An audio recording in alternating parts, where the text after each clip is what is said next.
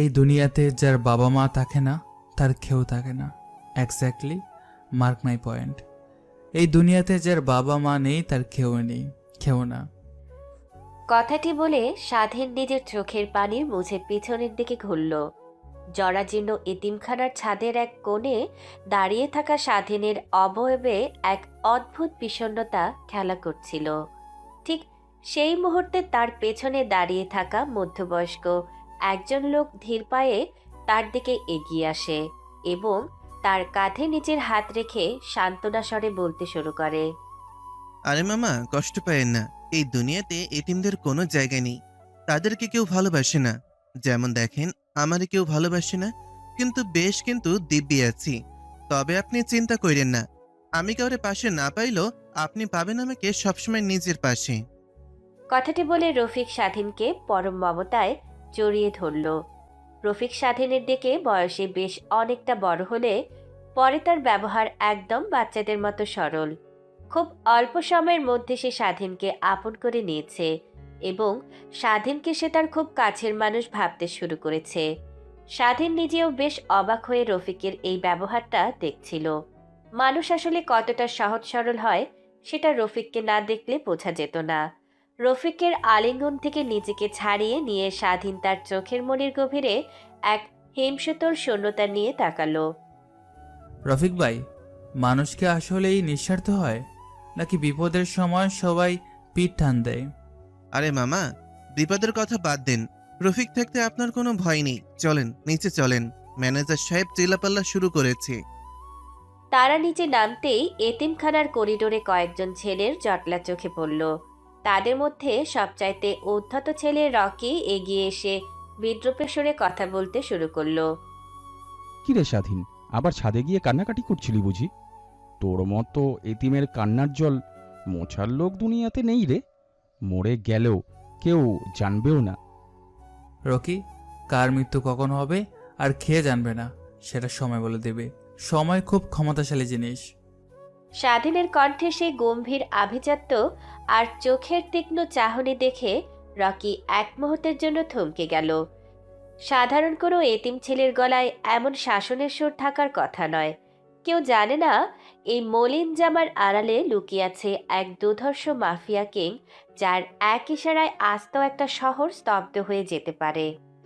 এতিমখানার dining হলের পরিবেশটা সবসময় থমথমে থাকে।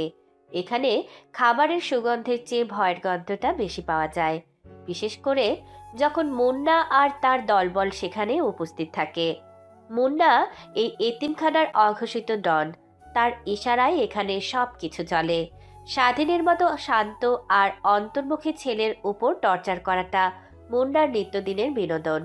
আজ ডাইনিং হলের এক কোণে বসে স্বাধীন তার থালায় থাকা আধা পোড়া রুটিটা ছিঁড়ছিল। ঠিক তখনই মুন্না তার তিন সাংঘাত বিপ্লব, যোশী আর কালুকে নিয়ে টেবিলের সামনে এসে দাঁড়ালো। মুন্না লাথি দিয়ে স্বাধীনের সামনে চেয়ারটা সরিয়ে দিয়ে টেবিলের উপর বসে পড়ল। কিরে স্বাধীন, খাবার কি গলায় আটকে যাচ্ছে নাকি খুব আয়েশ করে খাচ্ছিস? দেখছিস না আমরা সামনে দাঁড়িয়ে আছি, একবার উঠে দাঁড়ানোর প্রয়োজন মনে করলে না? মুন্নার কথা শুনে তার সাঙ্গতরা অট্টহাসিতে ফেটে পড়ল। হলের অন্য ছেলেরা যারা সবাই এই এতিমখানাতেই বড় হচ্ছে, তারা ভয়ে মাথা নিচু করে খাবার গিলছে। কেউ স্বাধীনের দিকে তাকানোর সাহস পাচ্ছে না। কিন্তু স্বাধীন নির্বিকার। সে মুন্নার দিকে একবার তাকালোও না। তার দৃষ্টি স্থির রুটির দিকে। দেখছেন মুন্না ভাই, এই ছেলে মনে হয় কানে শোনে না। আপনি সামনে আসলেন আর ও এখনো রুটি ছিঁড়ছে। ডন সেজে আছে একদম।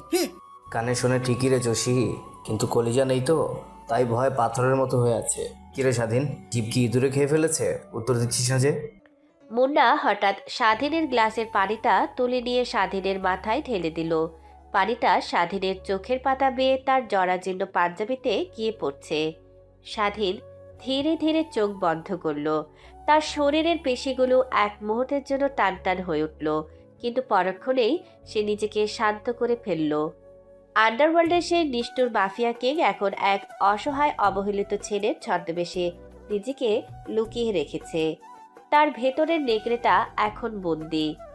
মুন্না ভাই, আপনার হাত থেকে পানিটা পড়লো, কোনো সমস্যা নেই, আমি মুছে নিচ্ছি। মুছবি মানে? আমি কি তোকে মুছতে বলেছি? তুই আমার কথার উত্তর দিবি। কাল যে তোকে স্টোর রুম পরিষ্কার করতে বলেছিলাম, করিসনি কেন? আমার হুকুম অমান্য করার সাহস তোকে কে দিল? শরীরটা ভালো ছিল না মুন্না ভাই, তাই সময় পাইনি। শরীর ভালো ছিল না? দাঁড়া, আমরা তোর শরীর মালিশ করে ঠিক করে দিচ্ছি। মুন্না ভাই, একে আজ একটু স্পেশাল ট্রিটমেন্ট দেওয়া দরকার, অনেক বেশি কথা বলছে আজকাল। মুন্না চোখের ইশারায় বিপ্লব আর যোশীকে নির্দেশ দিল। তারা দুজনে মিলে স্বাধীনের 2 হাত ধরে হিড়হিড় করে টেনে ডাইনিং হলের পেছনে থাকা সেই অন্ধকার টর্চার সেলে নিয়ে যেতে শুরু করলো। এতিমখানার এই পরিত্যক্ত ঘরটা সবার কাছে এক বিভীষিকা। রফিক সাহেব দূর থেকে দৃশ্যটা দেখেও ভয়ে এগিয়ে আসতে পারলেন না। তিনি জানেন মুন্নার ক্ষমতার দাপট কত দূর। স্বাধীনকে যখন সেই অন্ধকার ঘরে আছাড় দিয়ে ফেলা হলো, তখন বাইরে বৃষ্টির শব্দ আর মুন্নাদের জুতোর শব্দ মিলেমিশে এক ভয়ঙ্কর গুমট পরিবেশ তৈরি করেছে। তোকে আজ এমন শিক্ষা দিব যে জীবনে আর আমার অবাধ্য হওয়ার কথা ভাববে না। জোসে, লোহার পাইপটা বের কর। যোশী এক কোণ থেকে মরিচা ধরা একটা শক্ত পাইপ বের করে আনলো। মুন্না সেই পাইপটা দিয়ে স্বাধীনের পিঠে সজোরে আঘাত করলো। সপাং করে একটা শব্দ হলো। স্বাধীনের পিঠের চামড়া ফেটে রক্ত ঝরতে শুরু করলো। কিন্তু আশ্চর্যের বিষয় হলো, স্বাধীনের মুখ দিয়ে কোনো আর্তনাদ বের হলো না। সে শুধু দাঁতে দাঁত চেপে ফ্লোরটা আঁকড়ে ধরে রাখলো। কিরে, লাগে না? তোর চামড়া কি কন্ডারের নাকি? এই যে জোশী, কালু তোরা দাঁড়িয়ে আছিস কেন? শুরু কর, এটাকে আজ পিটিয়ে আধমরা করে ফেল। শুরু হলো এক অমানুষিক তাণ্ডব। 3-4 জন মিলে স্বাধীনকে লাথি ঘুষি আর পাইপ দিয়ে আঘাত করতে লাগলো। স্বাধীন একবার মেঝের দিকে তাকাচ্ছে, একবার মুন্নার দিকে। তার চোখে কোনো ভয় নেই, বরং সেখানে এক গভীর গাণিতিক হিসাব চলছে।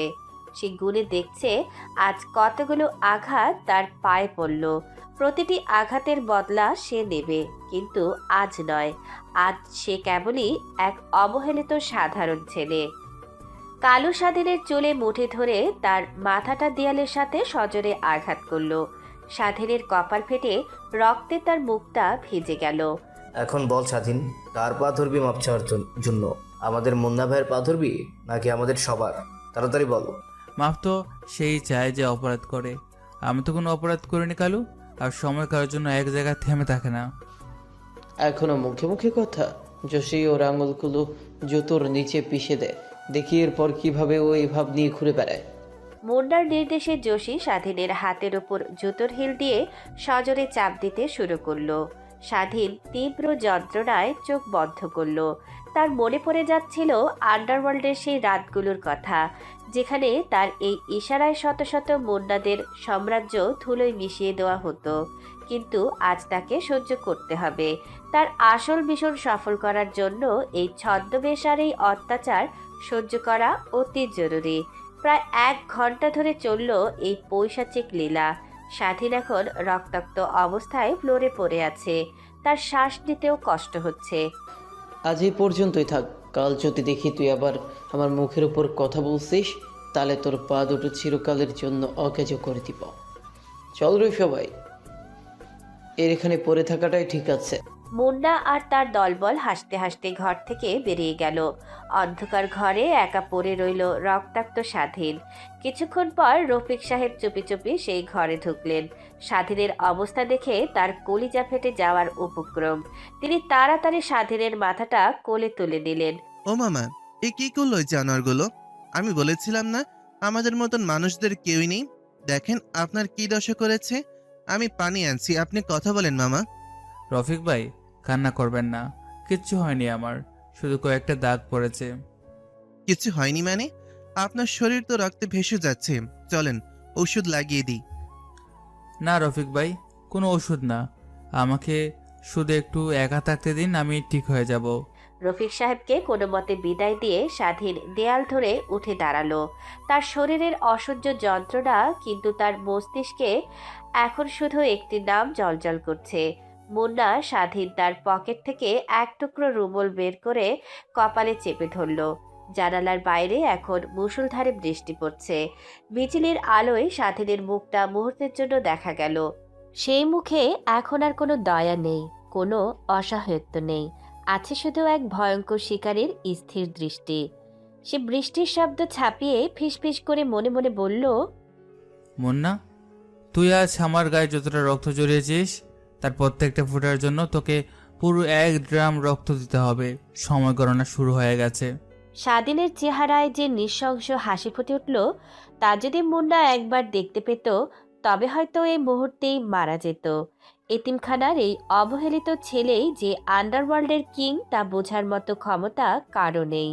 স্বাধীন খুঁড়িয়ে খুঁড়িয়ে অন্ধকারের দিকে এগিয়ে গেল, যেন সে কোনো অন্ধকার নরক থেকে তার ক্ষমতার সিংহাসনের দিকে ফিরে যাচ্ছে।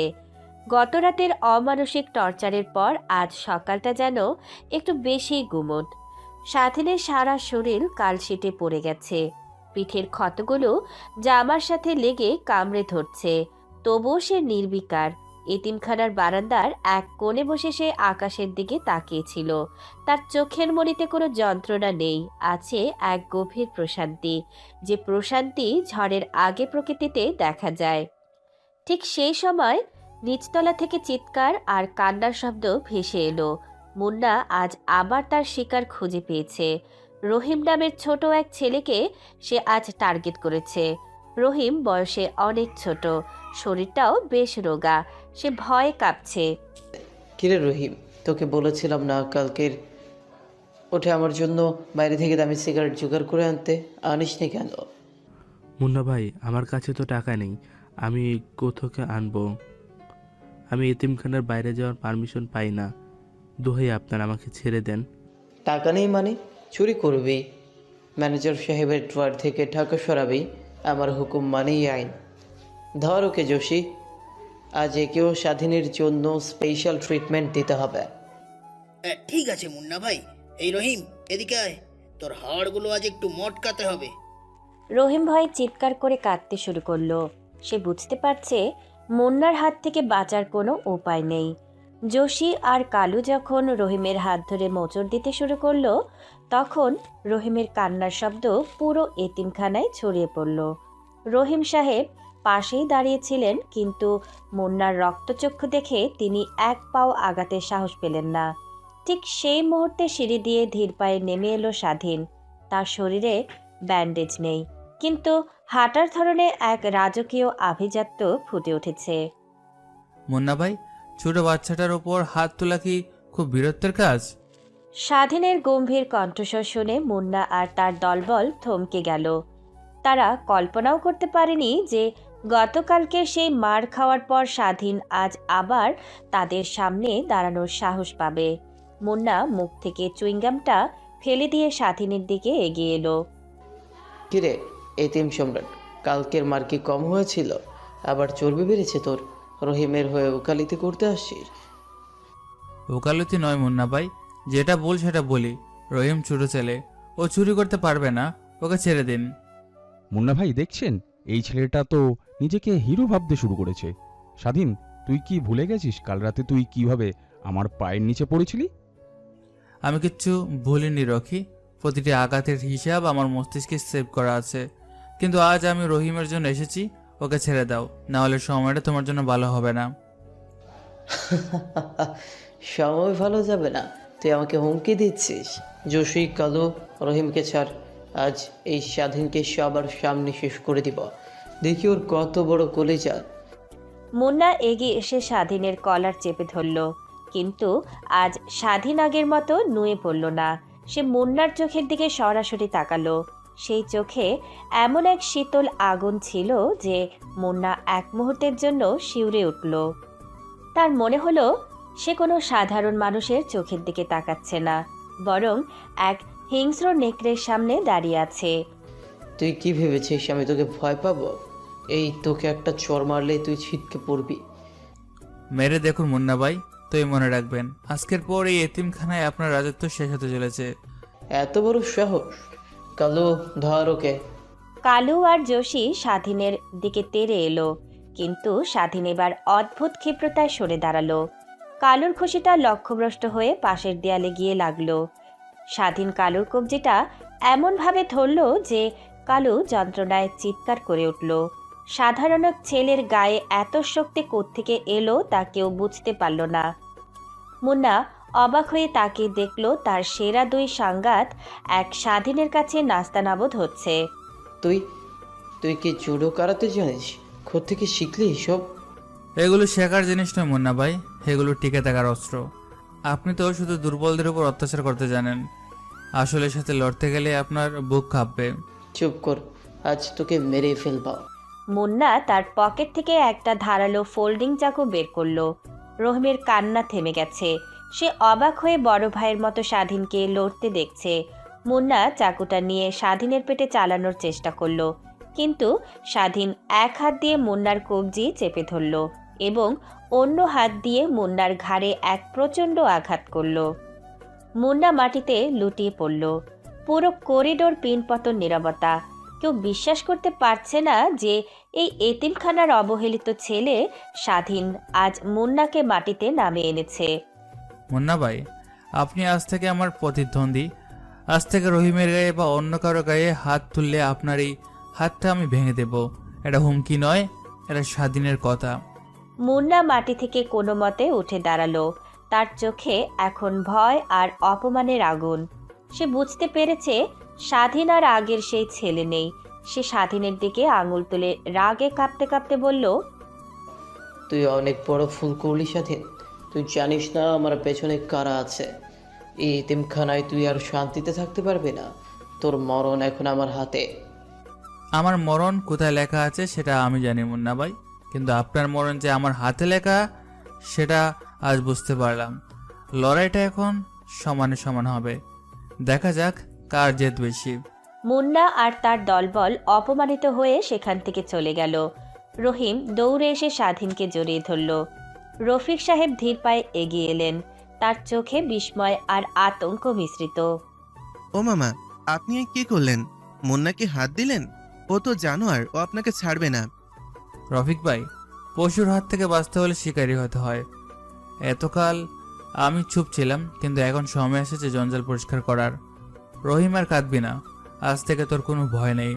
স্বাধীন কথাগুলো বলে রহিমের মাথায় হাত বুলিয়ে দিয়ে শান্ত পায়ে নিজের ঘরের দিকে চলে গেল। কিন্তু তার প্রতিটি পদক্ষেপে এখন মিশে আছে যুদ্ধের দামামা। আন্ডারওয়ার্ল্ডের সেই কিং এখন জেগে উঠেছে। সে মনে মনে ভাবল, মুন্না তো মাত্র শুরু। এই শহরের প্রতিটি কোণ থেকে এখন পাপীদের রাজত্ব শেষ করতে হবে। স্বাধীনের আর মুন্নার এই দ্বন্দ্ব এখন পুরো এতিমখানার ডোল বদলে দেবে। একদিকে ক্ষমতার দাপট, অন্যদিকে এক রহস্যময় আভিজাত্য।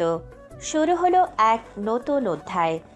এতিমখানার গতানুগতিক ভয়ের সংস্কৃতিটা যেন গত রাতের পর থেকে পাল্টাতে শুরু করেছে। মুন্নার পতন শুরু হয়েছে কিনা কেউ জানে না, তবে স্বাধীনের সেই রুখে দাঁড়ানো সবার মনে এক অদ্ভুত রোমাঞ্চ তৈরি করেছে। সকালে নাস্তার লাইনে মুন্না যখন আবার তার পুরনো দাপট দেখাতে এলো, তখন পরিবেশটা ছিল অন্যরকম।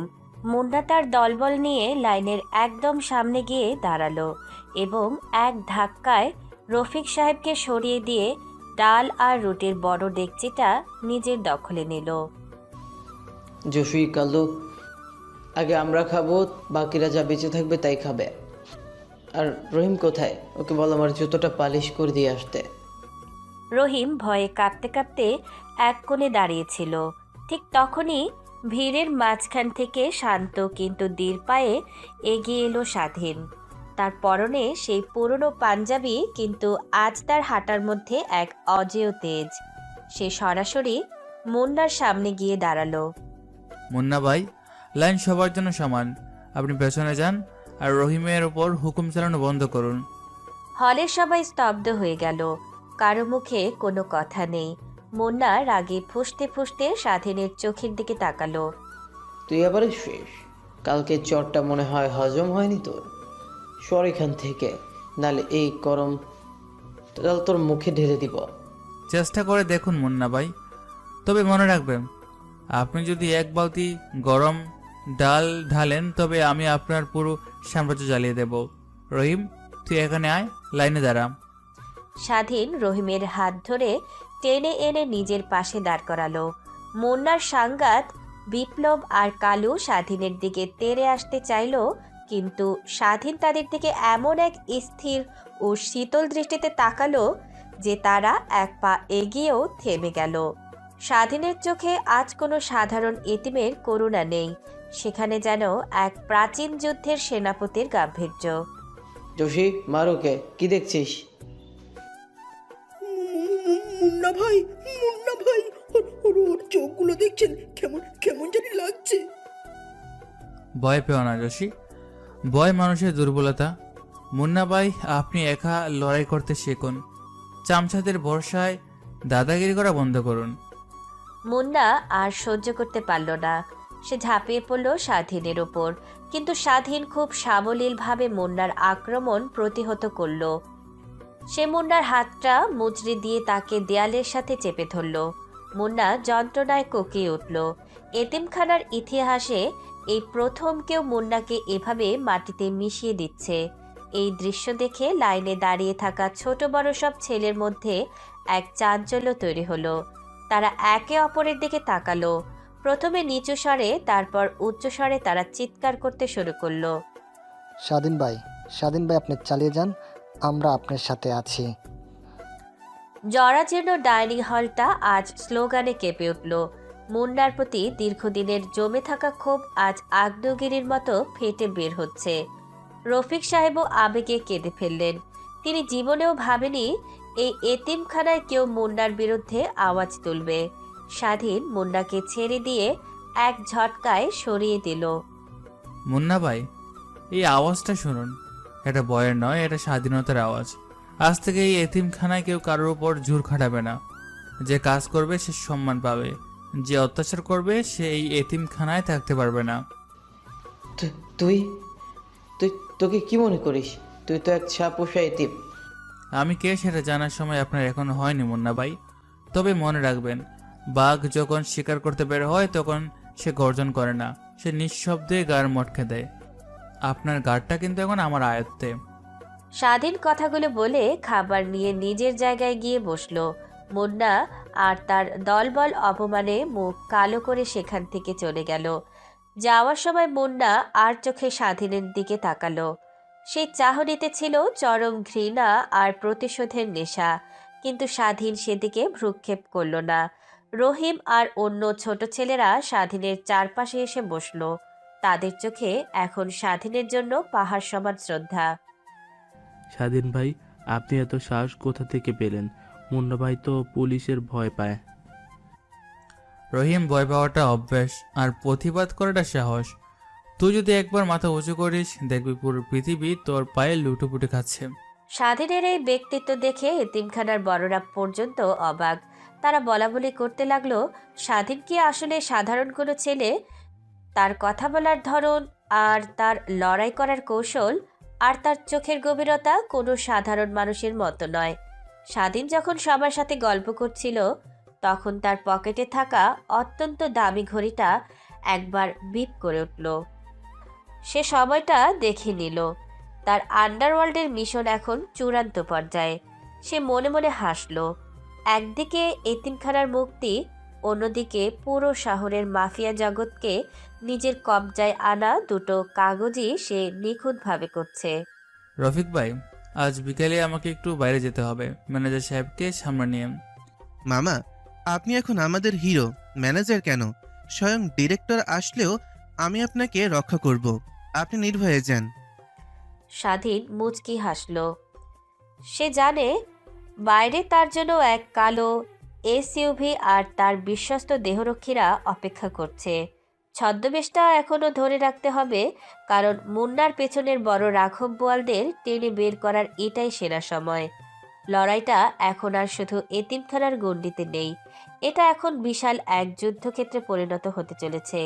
এতিমখানার বিকেলের আকাশটা আজ রক্তিমাভা ধারণ করেছে। সারাদিনের উত্তেজনার পর স্বাধীন বুঝতে পারছিল মুন্না এতটা সহজে হার মানার পাত্র নয়। মুন্নার চোখে যে আক্রোশ সে দেখেছে, তা কেবল ব্যক্তিগত অপমানের নয়, বরং কোনো বড় স্বার্থে আঘাত লাগার ফল। স্বাধীন চুপি চুপি এতিমখানার পেছনের ভাঙা পাঁচিল দিয়ে বেরিয়ে এলো। তার পরনের সেই মলিন পাঞ্জাবি থাকলেও তার চলনে এখন বাঘের ক্ষিপ্রতা। সে লক্ষ্য করল মুন্না আর যোশী খুব সাবধানে চারপাশ দেখে একটা পুরনো জেপে করে বনের ধারের নির্জন রাস্তার দিকে যাচ্ছে। স্বাধীন নিঃশব্দে তাদের পিছু নিল। যোশী, জলদি চালা। আকরাম ভাই বেশিক্ষণ অপেক্ষা করতে পছন্দ করে না। আজ ড্রাগসের বড় একটা চালান হাত বদল হবে। ওই স্বাধীন ছেলেটা আমাদের কাজে বিঘ্ন ঘটাচ্ছে, ওর ব্যবস্থা আজই করতে হবে। মুন্না ভাই, ওই ছোকরা কোত্থেকে যে এত শক্তি পেল বুঝলাম না। তবে তবে আকরাম ভাই জানলে কিন্তু আপনার উপর খেপবেন। হ্যাঁ, জিপটা গিয়ে থামলো শহরের উপকণ্ঠে একটা পরিত্যক্ত গুদামের সামনে। জায়গাটা ড্রাগস ডিলারদের জন্য স্বর্গরাজ্য। স্বাধীন অন্ধকারের আড়ালে ঝোপের মধ্যে লুকিয়ে সব দেখছিল। গুদামের সামনে দাঁড়িয়ে আছে কালো গ্লাস লাগানো কয়েকটা দামি গাড়ি। সেখান থেকে বেরিয়ে এলো এক বিশাল দেহী লোক, আকরাম। সে এই অঞ্চলের কুখ্যাত ড্রাগস ডিলার। মুন্নাকে দেখেই আকরামের মুখটা কুটিল হাসিতে ভরে উঠল। কিরে মুন্না, চালানের খবর কি? মালগুলো সব এতিমখানার স্টোররুমে ঠিক মতো রাখা আছে তো? পুলিশ কিন্তু এখন খুব কড়াকড়ি করছে। আকরাম ভাই, সব ঠিক আছে। এতিমখানা তো নিরাপদ জায়গা, ওখানে কেউ সন্দেহ করে না। কিন্তু ঝামেলা পাকিয়েছে ওই স্বাধীন নামের একটা ছেলে। ও সব কাজে নাক করাচ্ছে। আড়ালে দাঁড়িয়ে থাকা স্বাধীন কথাগুলো শুনে মুহূর্তের জন্য স্তব্ধ হয়ে গেল। তার চোয়াল শক্ত হয়ে উঠল। সে কল্পনাও করতে পারেনি যে মুন্না এত বড় একটা অপরাধের সাথে জড়িত। মুন্না আসলে কেবল একজন ছোটখাটো গুন্ডা নয়, সে আকরামের মতো ভয়ঙ্কর ড্রাগস ডিলারের প্রধান সহযোগী। স্বাধীন? কি স্বাধীন? আমাদের ব্যবসায় যদি কেউ বাধা দেয় তাকে দুনিয়া থেকে সরিয়ে দিতে আমার 1 সেকেন্ডও লাগবে না। মনে রাখিস মুন্না, কালকের চালানে যদি কোনো সমস্যা হয় তবে তোর কলিজা আমি ছিঁড়ে ফেলবো। না না আকরাম ভাই, আমি সব সামলে নিব। ওই স্বাধীনকে আজ রাতেই একটা ফোন দিয়ে ফাঁসিয়ে দিব। তারপর ওর মরা মুখ কেউ দেখতে পাবে না। মালগুলো কালকে সকালে আপনার ট্রাকে তুলে দিব। ভালো, এই নে তোর অগ্রিম টাকা। কাজ শেষ হলে বাকিটা পাবি। মনে রাখিস, এই শহরে আমার কথার বাইরে কিছু চলে না। আকরাম একটা মোটা টাকার বান্ডিল মুন্নার হাতে দিল। মুন্না লালসার দৃষ্টিতে টাকার দিকে তাকিয়ে হাসল। স্বাধীন শব্দটা নিজের স্মার্টফোনের হিডেন ক্যামেরার রেকর্ড করে নিল। তার চোখে এখন প্রতিশোধের আগুন জ্বলছে। সে এতদিন শুধু নিজের অপমানের বদলা নিতে চেয়েছিল, কিন্তু এখন সে বুঝতে পারছে পুরো এতিমখানার ছেলেদের ভবিষ্যৎ এই বিষাক্ত ড্রাগসের ব্যবসার কারণে ধ্বংস হয়ে যাচ্ছে। মুন্না, তুই আমার সাথে প্রতিদ্বন্দ্বিতা করেছিস সেটা মানা যায়, কিন্তু এই মাসুম ছেলেগুলোর মাথা গোজার ঠাইকে তুই নরক বানিয়ে ফেলেছিস। এটা আমি ক্ষমা করব না। আকরাম আর তুই দুজনকেই আজ আমি মাফিয়া কিংয়ের আসল রূপটা দেখাবো। মুন্না আর যোশী জিপে উঠে আবার এতিমখানার দিকে রওনা দিল। স্বাধীন সেখান থেকে কিছুটা দূরে সরে এসে তার সেই বিশেষ স্যাটেলাইট ফোনটা বের করলো। ফোনটা কানে দিতেই ওপাশ থেকে এক গম্ভীর কণ্ঠ ভেসে এলো। Yes boss, order please. আমার এতিমখানার আশেপাশে আমাদের স্পেশাল টিম মোতায়েন করো। নজর রাখো আকরাম নামের এক ড্রাগস ডিলারের ওপর। কাল ভোরে একটা বড় চালান বের হবে। আমি চাই মুন্না আর আকরামকে হাতে নাতে ধরতে, কিন্তু মনে রাখবে আমার পরিচয় যেন ফাঁস না হয়। আমি ওদের আমার নিজের হাতে শেষ করতে চাই। ফোনের ওপাশ থেকে উত্তর এলো, কপি দা বস, কাজ হয়ে যাবে। স্বাধীন ফোনটা পকেটে রেখে শান্ত পায়ে অন্ধকারের বুক চিরে আবার এতিমখানার দিকে হাঁটতে শুরু করলো। তার হাঁটার ছন্দে এখন কোনো ক্লান্তি নেই, আছে এক অমোঘ সংকল্প। এতিমখানার সেই সাধারণ ছেলেটি এখন আন্ডারওয়ার্ল্ডের মাফিয়া কিং হিসেবে তার সাম্রাজ্য রক্ষার মিশনে নেমেছে। মুন্না জানে না সে কার কার পাঙ্গা নিয়েছে। আগামীকালকে সূর্যোদয় মুন্নার জন্য অন্ধকার নিয়ে আসছে। আকরামের সাথে মুন্নার সেই গোপন মিটিং দেখার পর থেকে স্বাধীনের চোখের পাতা এক মুহূর্তের জন্য এক হচ্ছে না। সে এখন আর শুধু একজন প্রতিবাদী যুবক নয়, সে এখন এক অদৃশ্য শিকারী। মুন্না কোথায় যাচ্ছে, কার সাথে ফিসফিস করে কথা বলছে, এমনকি সে কতবার পানির গ্লাসে চুমুক দিচ্ছে, সবকিছুই স্বাধীনের তীক্ষ্ণ নজরে বন্দী। স্বাধীন বুঝতে পেরেছে এই এতিমখানার পবিত্রতাকে মুন্না আর আকরাম মিলে নরক বানিয়ে ফেলেছে। তাদের এই ড্রাগস নেটওয়ার্ক উপড়ে ফেলতে হলে এখন সরাসরি অ্যাকশনে যেতে হবে। জোশী, আজ রাত 12টার পর পেছনের গেটটা খোলা রাখবি। আকরাম ভাইয়ের লোক আসবে স্টোর রুম থেকে প্যাকেটগুলো নিয়ে যেতে। মনে রাখিস, স্বাধীন যেন টের না পায়। এই ছেলেটা আজকাল বড্ড বেশি নজর রাখছে আমাদের। চিন্তা করবেন না মুন্না ভাই, কালু ওই ছোকরার ওপর নজর রাখছে। ও এখন নিজের ঘরে শুয়ে আছে। মুন্না আর যোশী যখন ষড়যন্ত্রে ব্যস্ত, তখন স্বাধীন এতিমখানার এক অন্ধকার করে দাঁড়িয়েছিল।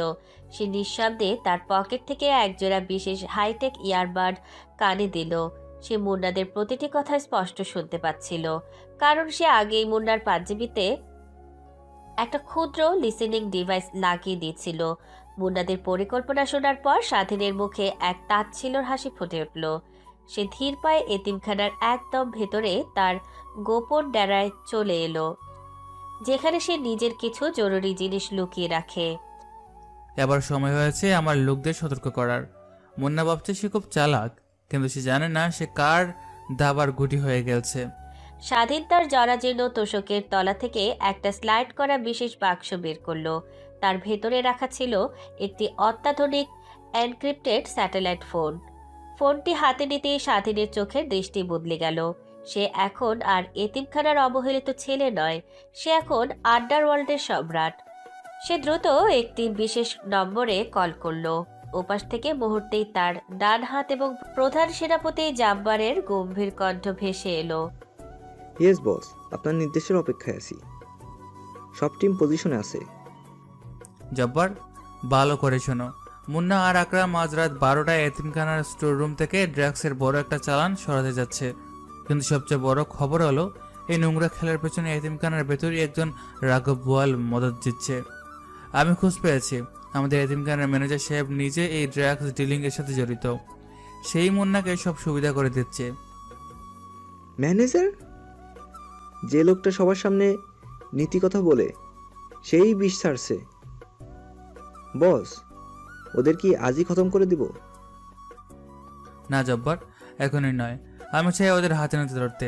তুমি এতিমখানার চারপাশে ঘিরে ফেলো, কিন্তু কেউ যেন টেরও না পায়। আকরামের ট্র্যাক যখন চুকবে তখন আমি সিগন্যাল দেবো। আর শোনো, ম্যানেজারকে পালানোর কোনো সুযোগ দেবে না। ওর সব পাপের হিসাব আজ রাতেই হবে।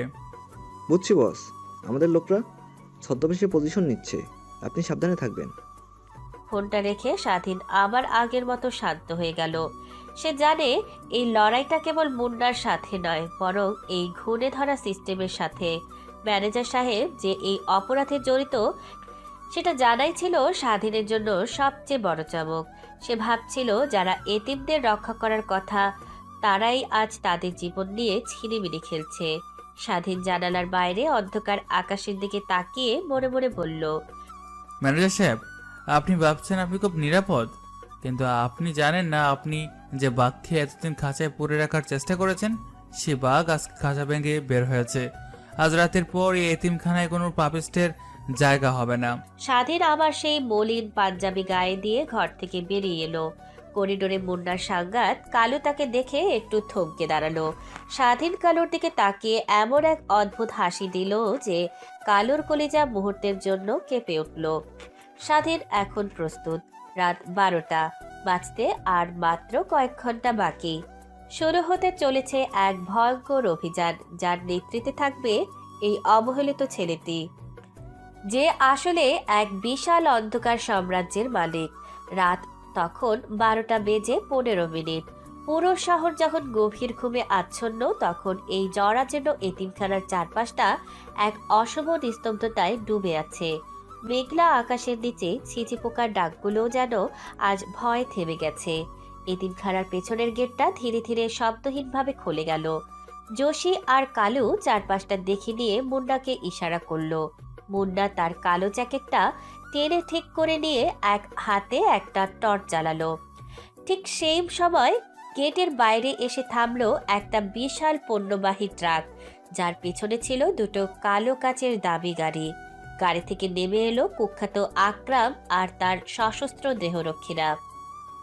কিরে মুন্না, সব রেডি তো? দেরি করলে কিন্তু বিপদ বাড়তে পারে। ম্যানেজার সাহেবকে খবর দিয়েছিস?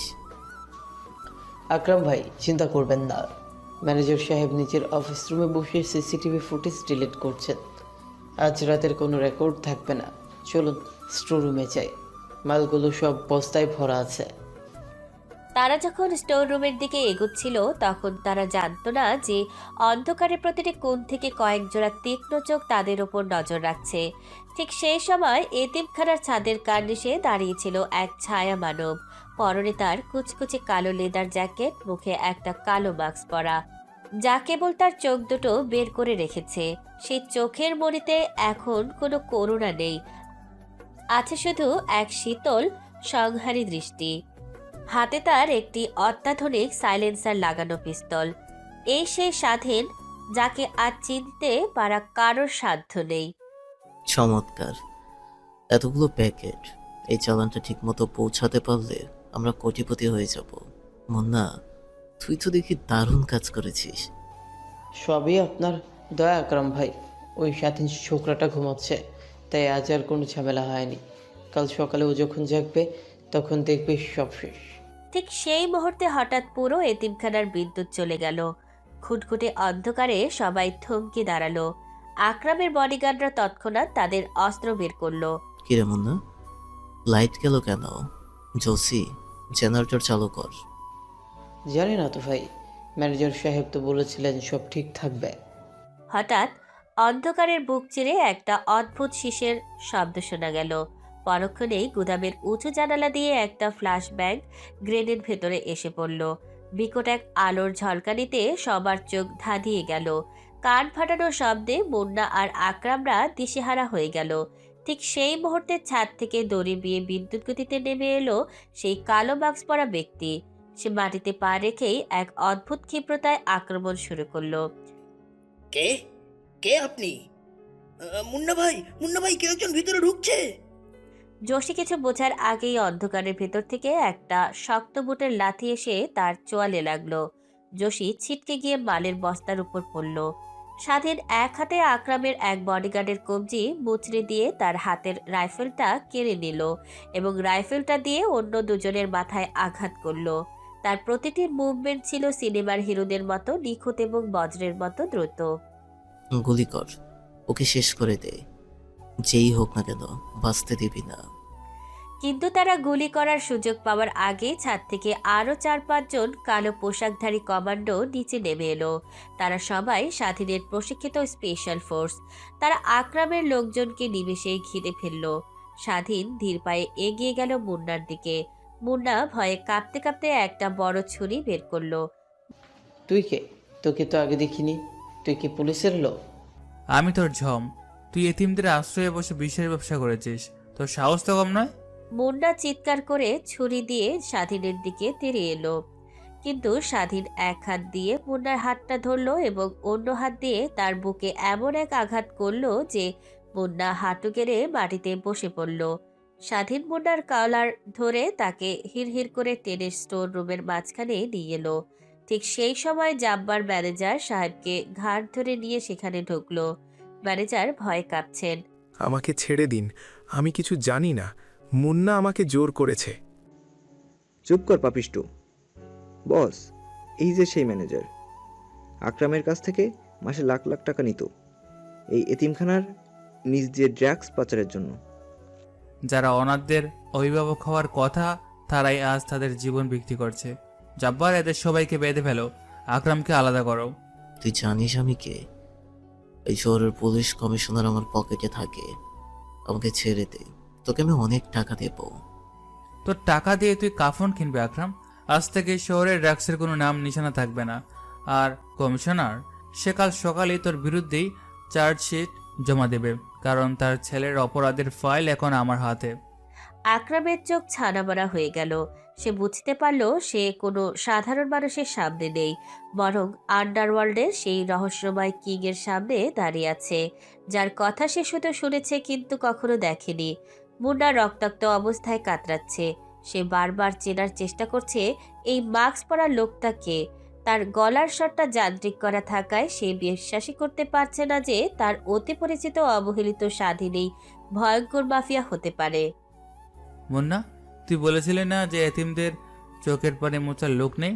আজ আমি তোকে দেখাবো এতিমদের চোখের পানি যখন আগ্নেয়গিরি হয় তখন তোর মতো কিটটা কিভাবে পুরো ছাই হয়। জব্বার, পুলিশকে খবর দাও। আর শোনো, মালগুলো সব উদ্ধার করে সরকারের স্পেশাল সেলে জমা দেওয়ার ব্যবস্থা করো।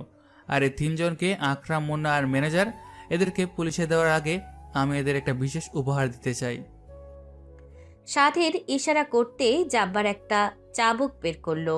স্বাধীন নিজ হাতে মুন্নাকে সপাটে চাবুক মারতে শুরু করলো। প্রতিটি চাবুকের ঘায়ে মুন্নার পিঠের চামড়া ফেটে রক্ত বের হতে লাগলো, ঠিক যেভাবে কাল রাতে সে স্বাধীনকে মেরেছিল। স্বাধীন কোনো কথা বলছে না, শুধু একের পর এক আঘাত করে যাচ্ছে। মুন্নার আর্তনাদে স্টোর রুমের দেয়ালগুলো যেন ফেটে যাচ্ছিল। মাফ করে দেন, আমাকে মাইরেন না, আমি আর কোনোদিন এমন করব না। ও খোদা, বাঁচান আমাকে। রহিম যখন কাঁদছিল তখন তো তোর ক্ষুধার কথা মনে পড়েনি? স্বাধীন যখন রক্তাক্ত হয়ে ফ্লোরে পড়েছিল তখন তো তোর মায়া লাগেনি? আজ তুই ছাবকের স্বাদ কেমন সেটা বুঝে নে। প্রায় আধা ঘন্টা ধরে চলল এই তাণ্ডব। মুন্না, আকরাম আর ম্যানেজার এখন নিথর দেহের মতো মেঝেতে পড়ে আছে। তাদের চোখ মুখে এখন কেবল মৃত্যুর আতঙ্ক। স্বাধীন তার কাজ শেষ করে বাক্সটা একবারও খুলল না। সে জানে তার পরিচয় গোপন রাখাটাই এখন তার শক্তির উৎস। সে জাব্বারকে ইশারা দিয়ে দড়ি বিয়ে আবার ছাদে উঠে গেল। যাওয়ার আগে সে একটি ডায়েরি ফেলে দিয়ে গেল, যাতে আকরাম আর ম্যানেজারের সব অপকর্মের প্রমাণ আছে। পুলিশের সাইরেনের শব্দ শোনা যাচ্ছে। স্বাধীন এতিমখানার ছাদ দিয়ে দ্রুত নিজের ঘরের দিকে ফিরে এলো। সে খুব সাবধানে কালো পোশাকগুলো খুলে ফেললো এবং আবার সেই পুরনো তালিমারা সাদা পাঞ্জাবিটা পরে নিল। তারপর নিজের বিছানায় শুয়ে পড়ল, যেন সে কিছুই জানে না। কিছুক্ষণ পরেই এতিমখানার পুলিশের রেড শুরু হলো। রফিক সাহেব আর রহিমরা জেগে উঠল শোরগোলে। তারা দেখলো মুন্না আর তার দলবলকে পুলিশ হাতকড়া পরিয়ে নিয়ে যাচ্ছে।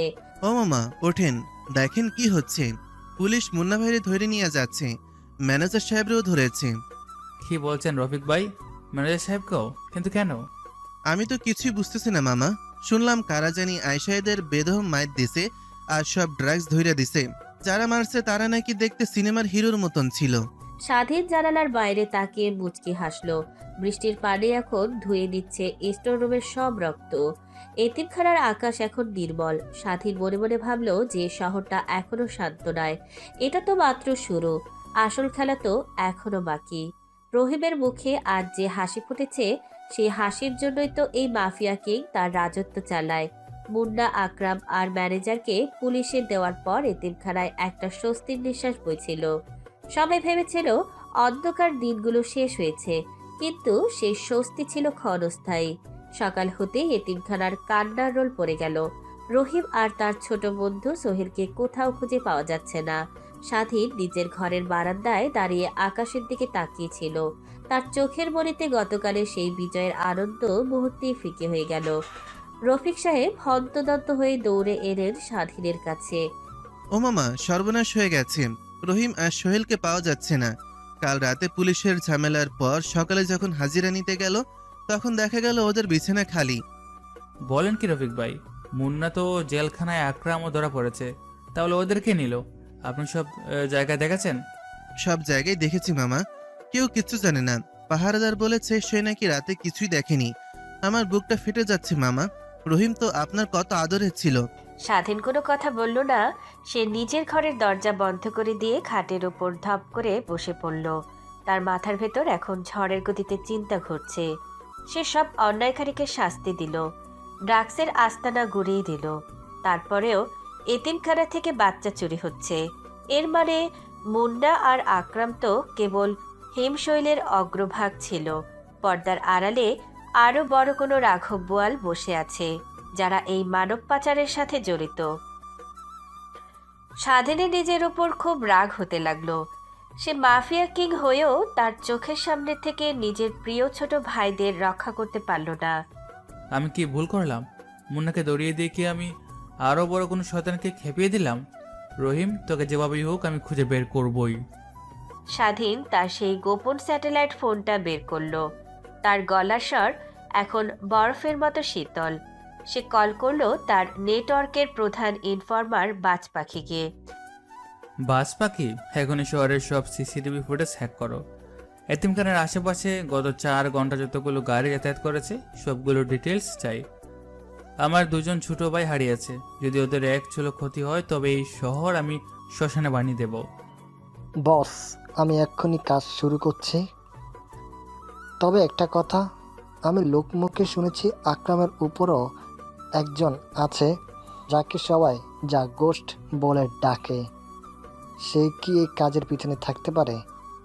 গোস্ট হোক আর শয়তান হোক, কারোর রেহাই নেই। তুমি আমাকে লোকেশন দাও, আমি নিজেই বের হচ্ছি। ফোনটা রেখে স্বাধীন তার মলিন পাঞ্জাবিটা পাল্টে একটা কালো টি শার্ট আর জিন্স পরে নিল। আয়নার সামনে দাঁড়িয়ে সে নিজের প্রতিচ্ছবি দেখল। তার চোখে এখন প্রতিশোধের নেশা। সে বুঝতে পারছে লড়াইটা এখন আর কেবল এতিমখানার গণ্ডিতে নেই, এটা এখন বিশাল এক আন্ডারওয়ার্ল্ড যুদ্ধের রূপ নিচ্ছে। সে পিছনের পাঁচিল টপকে বেরিয়ে এলো। অন্ধকার গলি দিয়ে হাঁটতে হাঁটতে সে লক্ষ্য করলো একটা সাদা রঙের মাইক্রোবাস এতিমখানার গলি থেকে খুব দ্রুত গতিতে বেরিয়ে গেল। স্বাধীনের তীক্ষ্ণ চোখ গাড়ির নম্বর প্লেটটা পড়ে নিল। জব্বার, আমাকে একটা বাইক পাঠাও, দ্রুত, টার্গেট মুভ করছে। কয়েক মিনিটের মধ্যেই জাব্বার একটি দ্রুতগামী স্পোর্টস বাইক নিয়ে হাজির হলো। স্বাধীন বাইকে উঠে স্টার্ট দিল। ইঞ্জিনের গর্জন যেন তার মনের ভেতরের আগুনেরই বহিঃপ্রকাশ। সে জানে এই রহিমের নিখোঁজ হওয়া কোনো সাধারণ ঘটনা নয়। এটা তাকে একটা ফাঁদে ফেলার চেষ্টা হতে পারে, কিন্তু মাফিয়া কিংকে ফাঁদে ফেলা এত সহজ নয়। মুন্না ছাড়াও যারা এই কাজের সঙ্গে জড়িত তাদের আমি একে একে খুঁজে বের করব। আজ রাত হবে তাদের শেষ রাত। স্বাধীন ধুলো উড়িয়ে বাইক ছুটিয়ে দিল সেই মাইক্রোবাসের পেছনে। রাতের শহরের নিয়ন আলোর নিচে শুরু হলো এক ভয়ঙ্কর ধাওয়া পাল্টা ধাওয়া। স্বাধীন অবাক হয়ে দেখল গাড়িটা শহরের সবচাইতে সুরক্ষিত এলাকা অর্থাৎ রাজনৈতিক নেতাদের বাড়ির দিকে যাচ্ছে। স্বাধীনের কপাল ভাঁজ পড়ল। এর মানে কি এই নোংরা কাজের পেছনে কোনো বড় নেতা হাত মিলিয়েছে? সে দাঁতে দাঁত চেপে বলল, নেতা হোক আর অভিনেতা, আজ কারো ছাড় নেই। রহিম ভাই আমার, আমি আসছি। রহস্যের জাল আরো ঘনীভূত হতে লাগলো। স্বাধীন বুঝতে পারল তার লড়াই এখন কেবল শুরু। শত্রুরা এখন অনেক বেশি শক্তিশালী এবং দ্রুত, কিন্তু তারা জানে না তারা যার সাথে পাল্লা দিচ্ছে সে অন্ধকারের আসল রাজা। হাইওয়ের বুক কালো পিচ ঢালা রাস্তাটা যেন এক অত্যন্ত অন্ধকার গহ্বর। রাত তখন 2:45। সেই সাদা মাইক্রোবাসটি ঝড়ের গতিতে শহরের সীমানা পেরিয়ে এক নির্জন ডকইয়ার্ডের দিকে এগোচ্ছিল। গাড়ির ভেতরে রহিম আর সোহেল হাত পা বাঁধা অবস্থায় ডুকরে কাটছে। তাদের মুখে টেপ মারা, তাই চিৎকারও বাইরে বেরোতে পারছে না। পাচারকারীদের নেতা জাহিদ ড্রাইভিং সিটে বসে এক হাতে সিগারেট টানছে আর অন্য হাতে স্টিয়ারিং ঘোরাচ্ছে। আরে কাঁদিস না ছোটরা, তোরা তো সোনার খনি। তোদের বিদেশে পাঠাতে পারলেই রাজ্জাক ভাই আমাকে লাখ লাখ টাকা দেবে। তোদের মতো এতিমদের জন্য এই দুনিয়ার কান্নার কেউ নেই।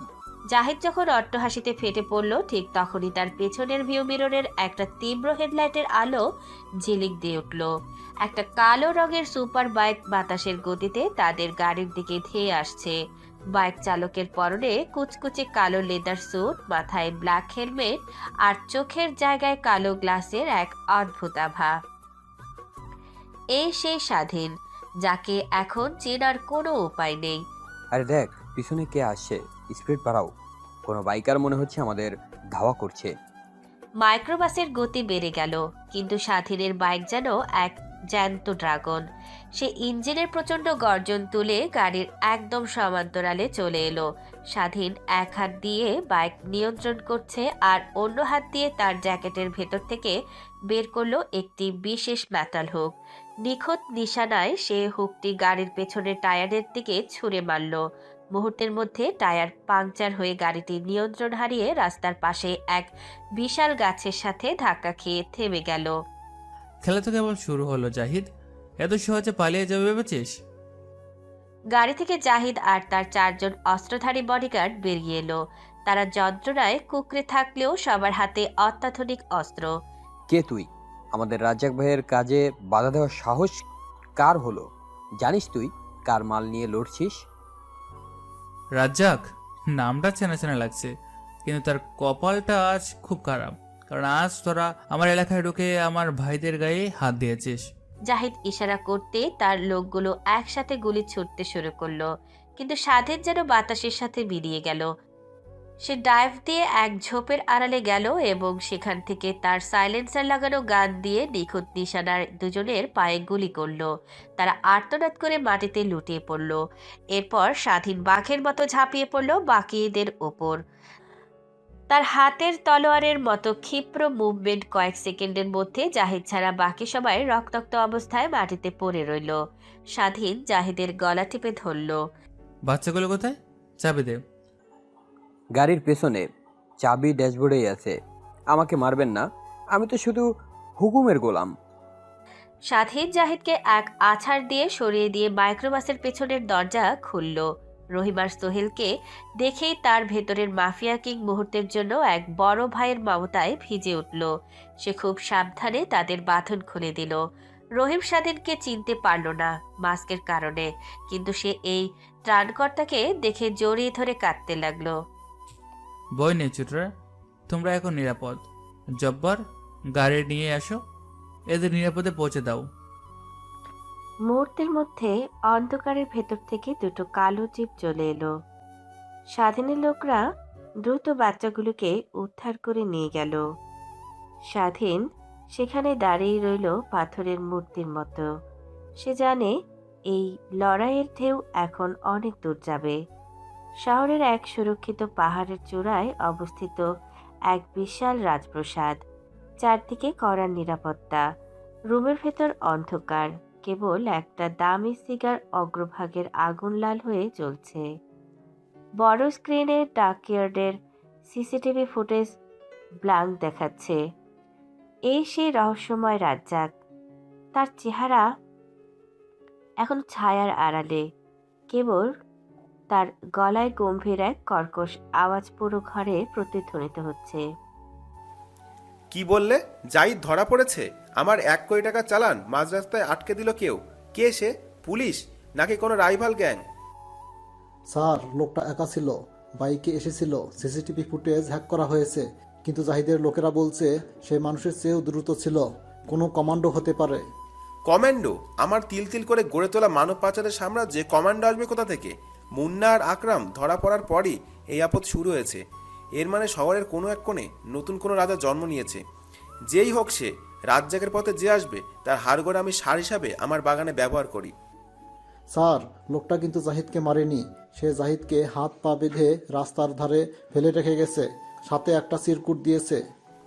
এত বড় স্পর্ধা আমাকে হুমকি দিচ্ছে? কে এই নতুন খেলোয়াড়? খুঁজে বের করো ওকে। শহরের প্রতিটি ইঞ্চিতে আমার লোক লাগিয়ে দাও। আমি ওর মাস্ক খুলতে চাই।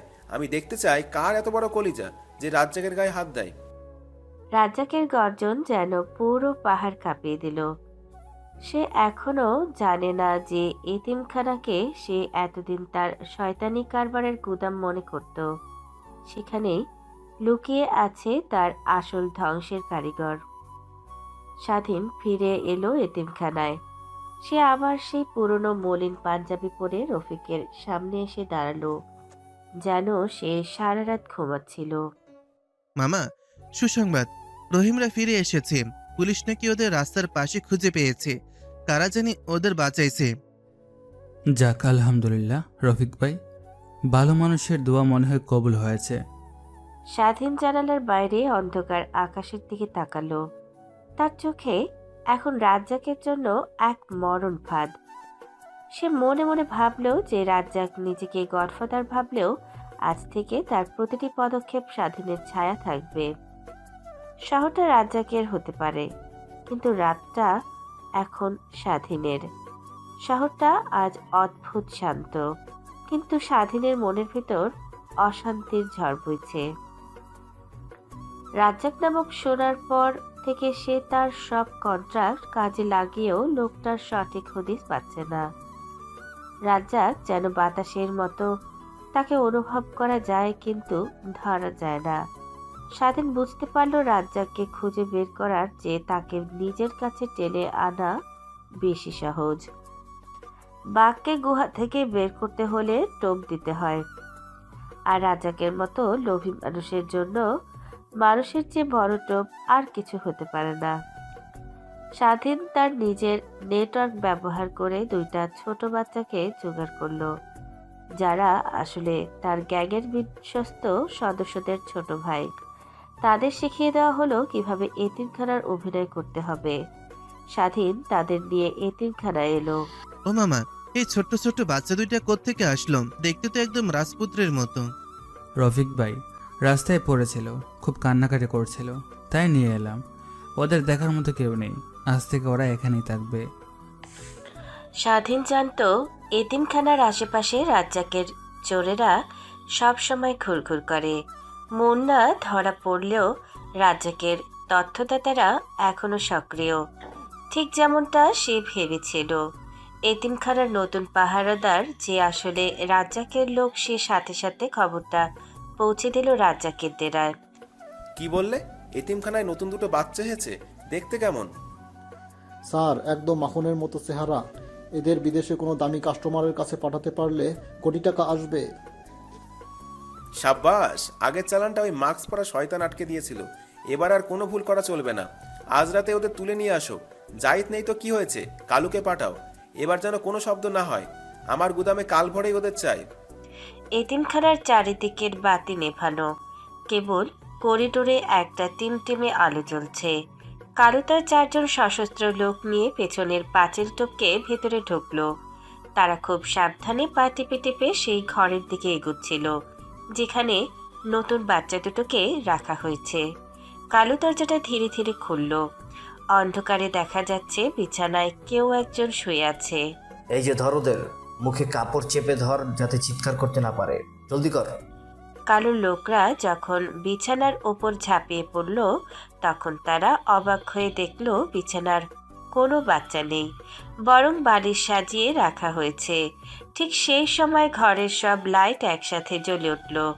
দরজার সামনে দাঁড়িয়ে আছে এক দীর্ঘকায় ছায়া। পরনে সেই কালো লেদার জ্যাকেট এবং মুখে কালো মাস্ক, হাতে একটা লোহার চেন, যা সে ধীরে ধীরে পেঁচিয়ে নিচ্ছে। অতিথিদের অভ্যর্থনা জানাতে দেরি হয়ে গেল কি? রাজ্জাক কি আপনাদের বলেনি যে অন্যের করে ঢোকাটা স্বাস্থ্যের জন্য ভালো নয়? তুই সেই মাস্ক পরা লোকটা না? ধর ওকে, গুলি কর। কালুর লোকরা পিস্তল বের করার আগেই স্বাধীন চেনটা সজোরে চালালো। চেনটা সাপের মতো গিয়ে কালুর হাতের ওপর পড়ল এবং তার পিস্তলটা ছিটকে দূরে গিয়ে পড়ল। স্বাধীন এক লাফে কালুর বুকের উপর পড়ল এবং তাকে ফ্লোরে আছাড় দিল। বাকি 4 জন যখন তেড়ে এলো, তখন অন্ধকার থেকে বেরিয়ে এলো জাব্বার আর তার কমান্ডোরা। কয়েক মিনিটের এক দুধর্ষ লড়াই চলল, কিন্তু স্বাধীনের ক্ষিপ্রতার সামনে তারা টিকতেই পারল না। স্বাধীন কালুর টুটি চেপে ধরল। রাজ্জাক কোথায়? আমাকে লোকেশন বল, আর না হলে তোর আঙ্গুল একটা একটা করে আমি কেটে ফেলবো। বলছি শহরের উত্তরের ওই পরিত্যক্ত সিমেন্ট ফ্যাক্টরির পেছনের বাংলোতে রাজ্জাক ভাই থাকে। আমাকে ছেড়ে দিন। জব্বার, এদের বেঁধে ফেলো আর পুলিশকে ইনফর্ম করো যে রাজ্জাকের মূল আস্থানার খবর পাওয়া গেছে। তবে পুলিশ যাওয়ার আগে আমি সেখানে পৌঁছাতে চাই। রাজ্জাকের সাথে আমার একটা ব্যক্তিগত হিসাব মেটানো আছে। স্বাধীন বাইকের চাবিটা হাতে নিল। তার চোখের মনিতে এখন খুনের তৃষ্ণা। সে বাইকটা স্টার্ট দিয়ে বাতাসের বেগে বেরিয়ে গেল সেই বাংলোর দিকে। পথে যেতে যেতে সে তার মাস্কটা ঠিক করে নিল। রাজ্জাক ভেবেছিল সে শিকার করবে, কিন্তু সে জানতো না যে নিজেই এখন স্বাধীনের শিকার হতে চলেছে। কিছুক্ষণ পর স্বাধীন সেই পরিত্যক্ত বাংলোর সামনে গিয়ে পৌঁছালো। গেটের সামনে 4 জন পাহারাদার ছিল। স্বাধীন বাইক থামিয়ে নামতেই তারা গুলি শুরু করলো। স্বাধীন 1 সেকেন্ডের সময় নষ্ট করলো না। সে বাইকের সিটের নিচে থেকে একটা স্মোক গ্রেনেড বের করে ছুঁড়ে মারল। চারিদিক ধোঁয়ায় ভরে গেল। ধোঁয়ার ভেতর দিয়ে স্বাধীন যেন এক অশরীরী আত্মার মতো এগিয়ে গেল। তার সাইলেন্সার লাগানো গান থেকে বেরোনো প্রতিটি বুলেট নিখুঁতভাবে পাহারাদারদের বুক ফুটো করে দিল। সে লাথি মেরে বাংলোর প্রধান দরজা ভেঙে ভেতরে ঢুকল।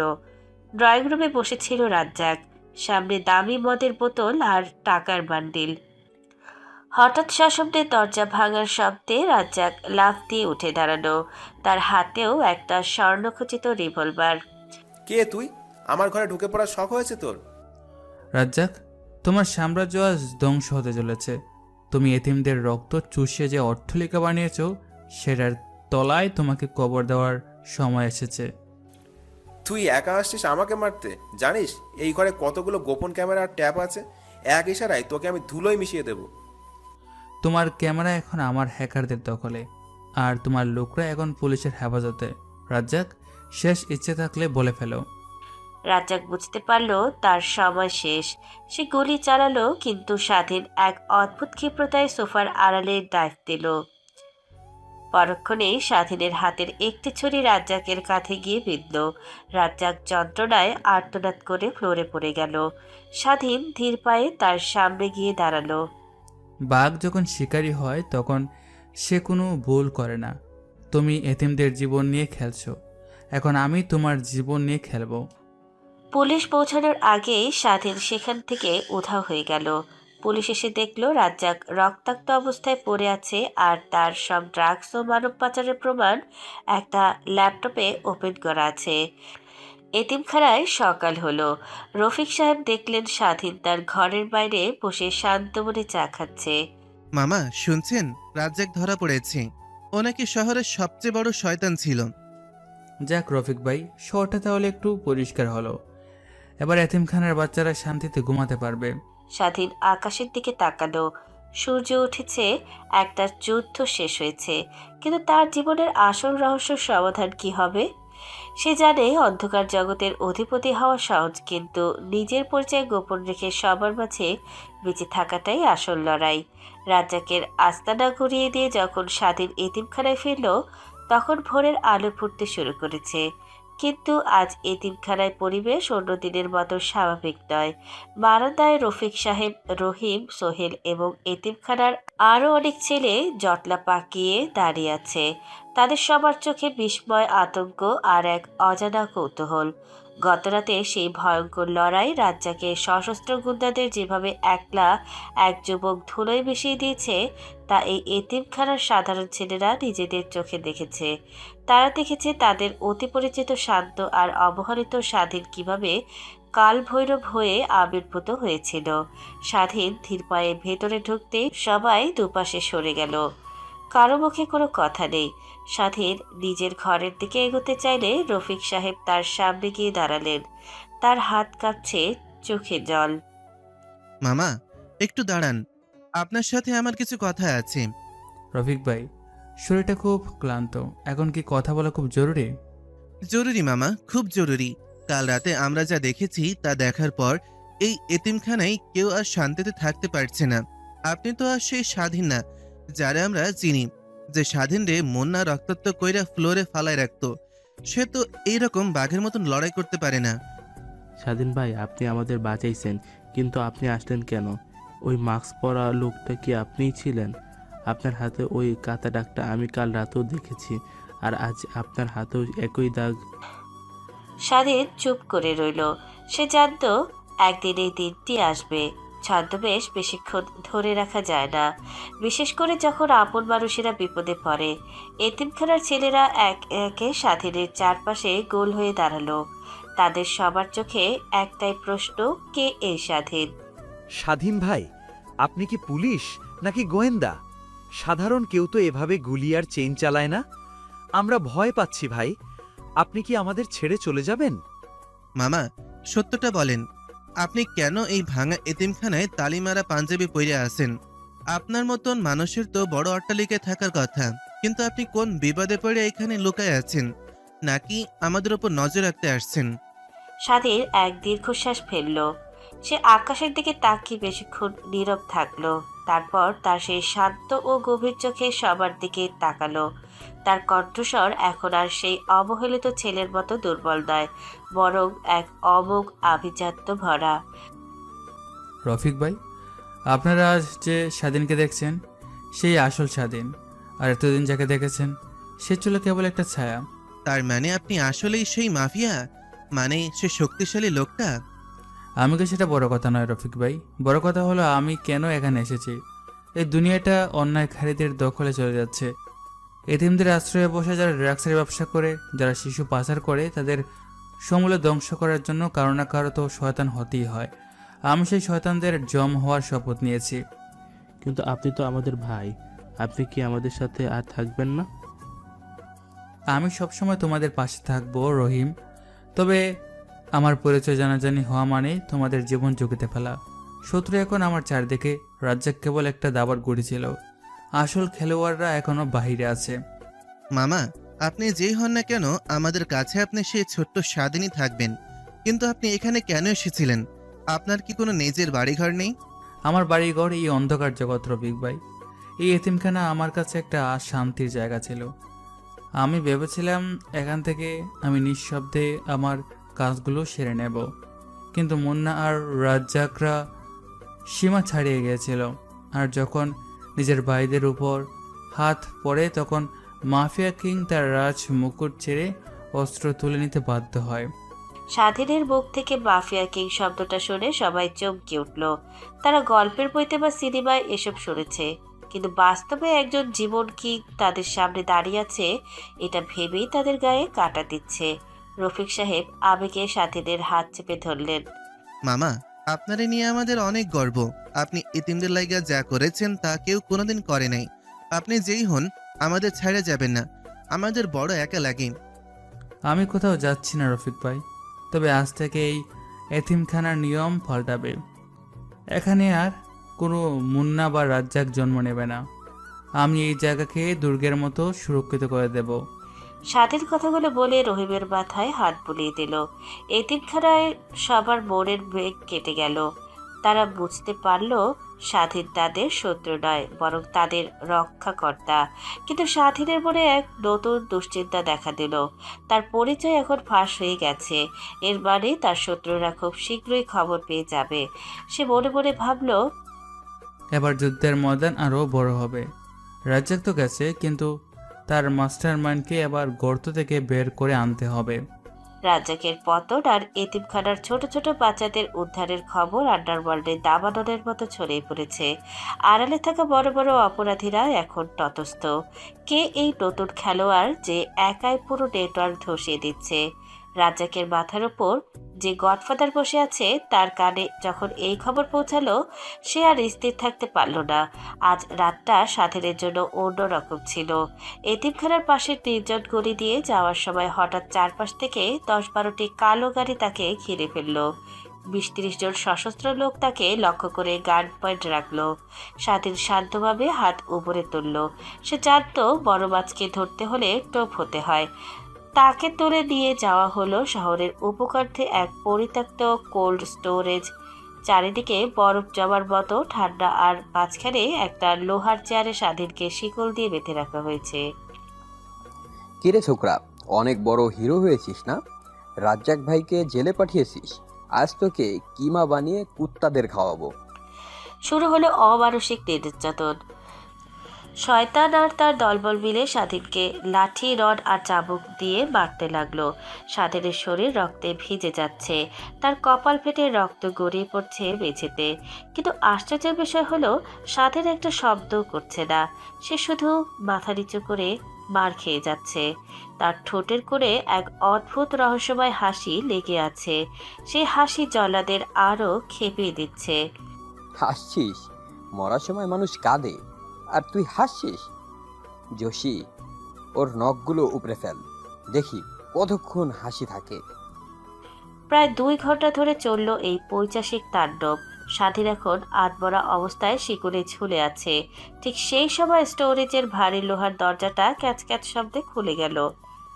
দামি স্যুট পরা, হাতে দামি সিগার নিয়ে ভেতরে ঢুকলো এক ব্যক্তি। তাকে দেখে সব জল্লাদ কুর্নিশ করে সরে দাঁড়ালো। এই সে মাস্টার মাইন্ড, রাজ্জাকের বস মিরাজ। তো এই সেই ছেলে যে আমার কোটি কোটি টাকার বিজনেস লাটে তুলে দিল। দেখতে তো সাধারণ এক ইতিম, তোকে মারতে আমার লোকেদের এত সময় লাগলো কেন? মিরাজ স্বাধীনের চুলের মুঠি ধরে তার মুখটা উপরে তুলল। স্বাধীনের মুখ রক্তে মাখামাখি, কিন্তু তার চোখের মণিতে এখন এক ভয়ঙ্কর জ্যোতি। স্বাধীন হঠাৎ সশব্দে হেসে উঠল। সে হাসি দেখে মিরাজ এক পা পিছিয়ে গেল। হাসছিস কেন হারামি? মৃত্যু তোর সামনে দাঁড়িয়ে আছে। মৃত্যু আমার সামনে না মিরাজ, মৃত্যু তোর সামনে দাঁড়িয়ে আছে।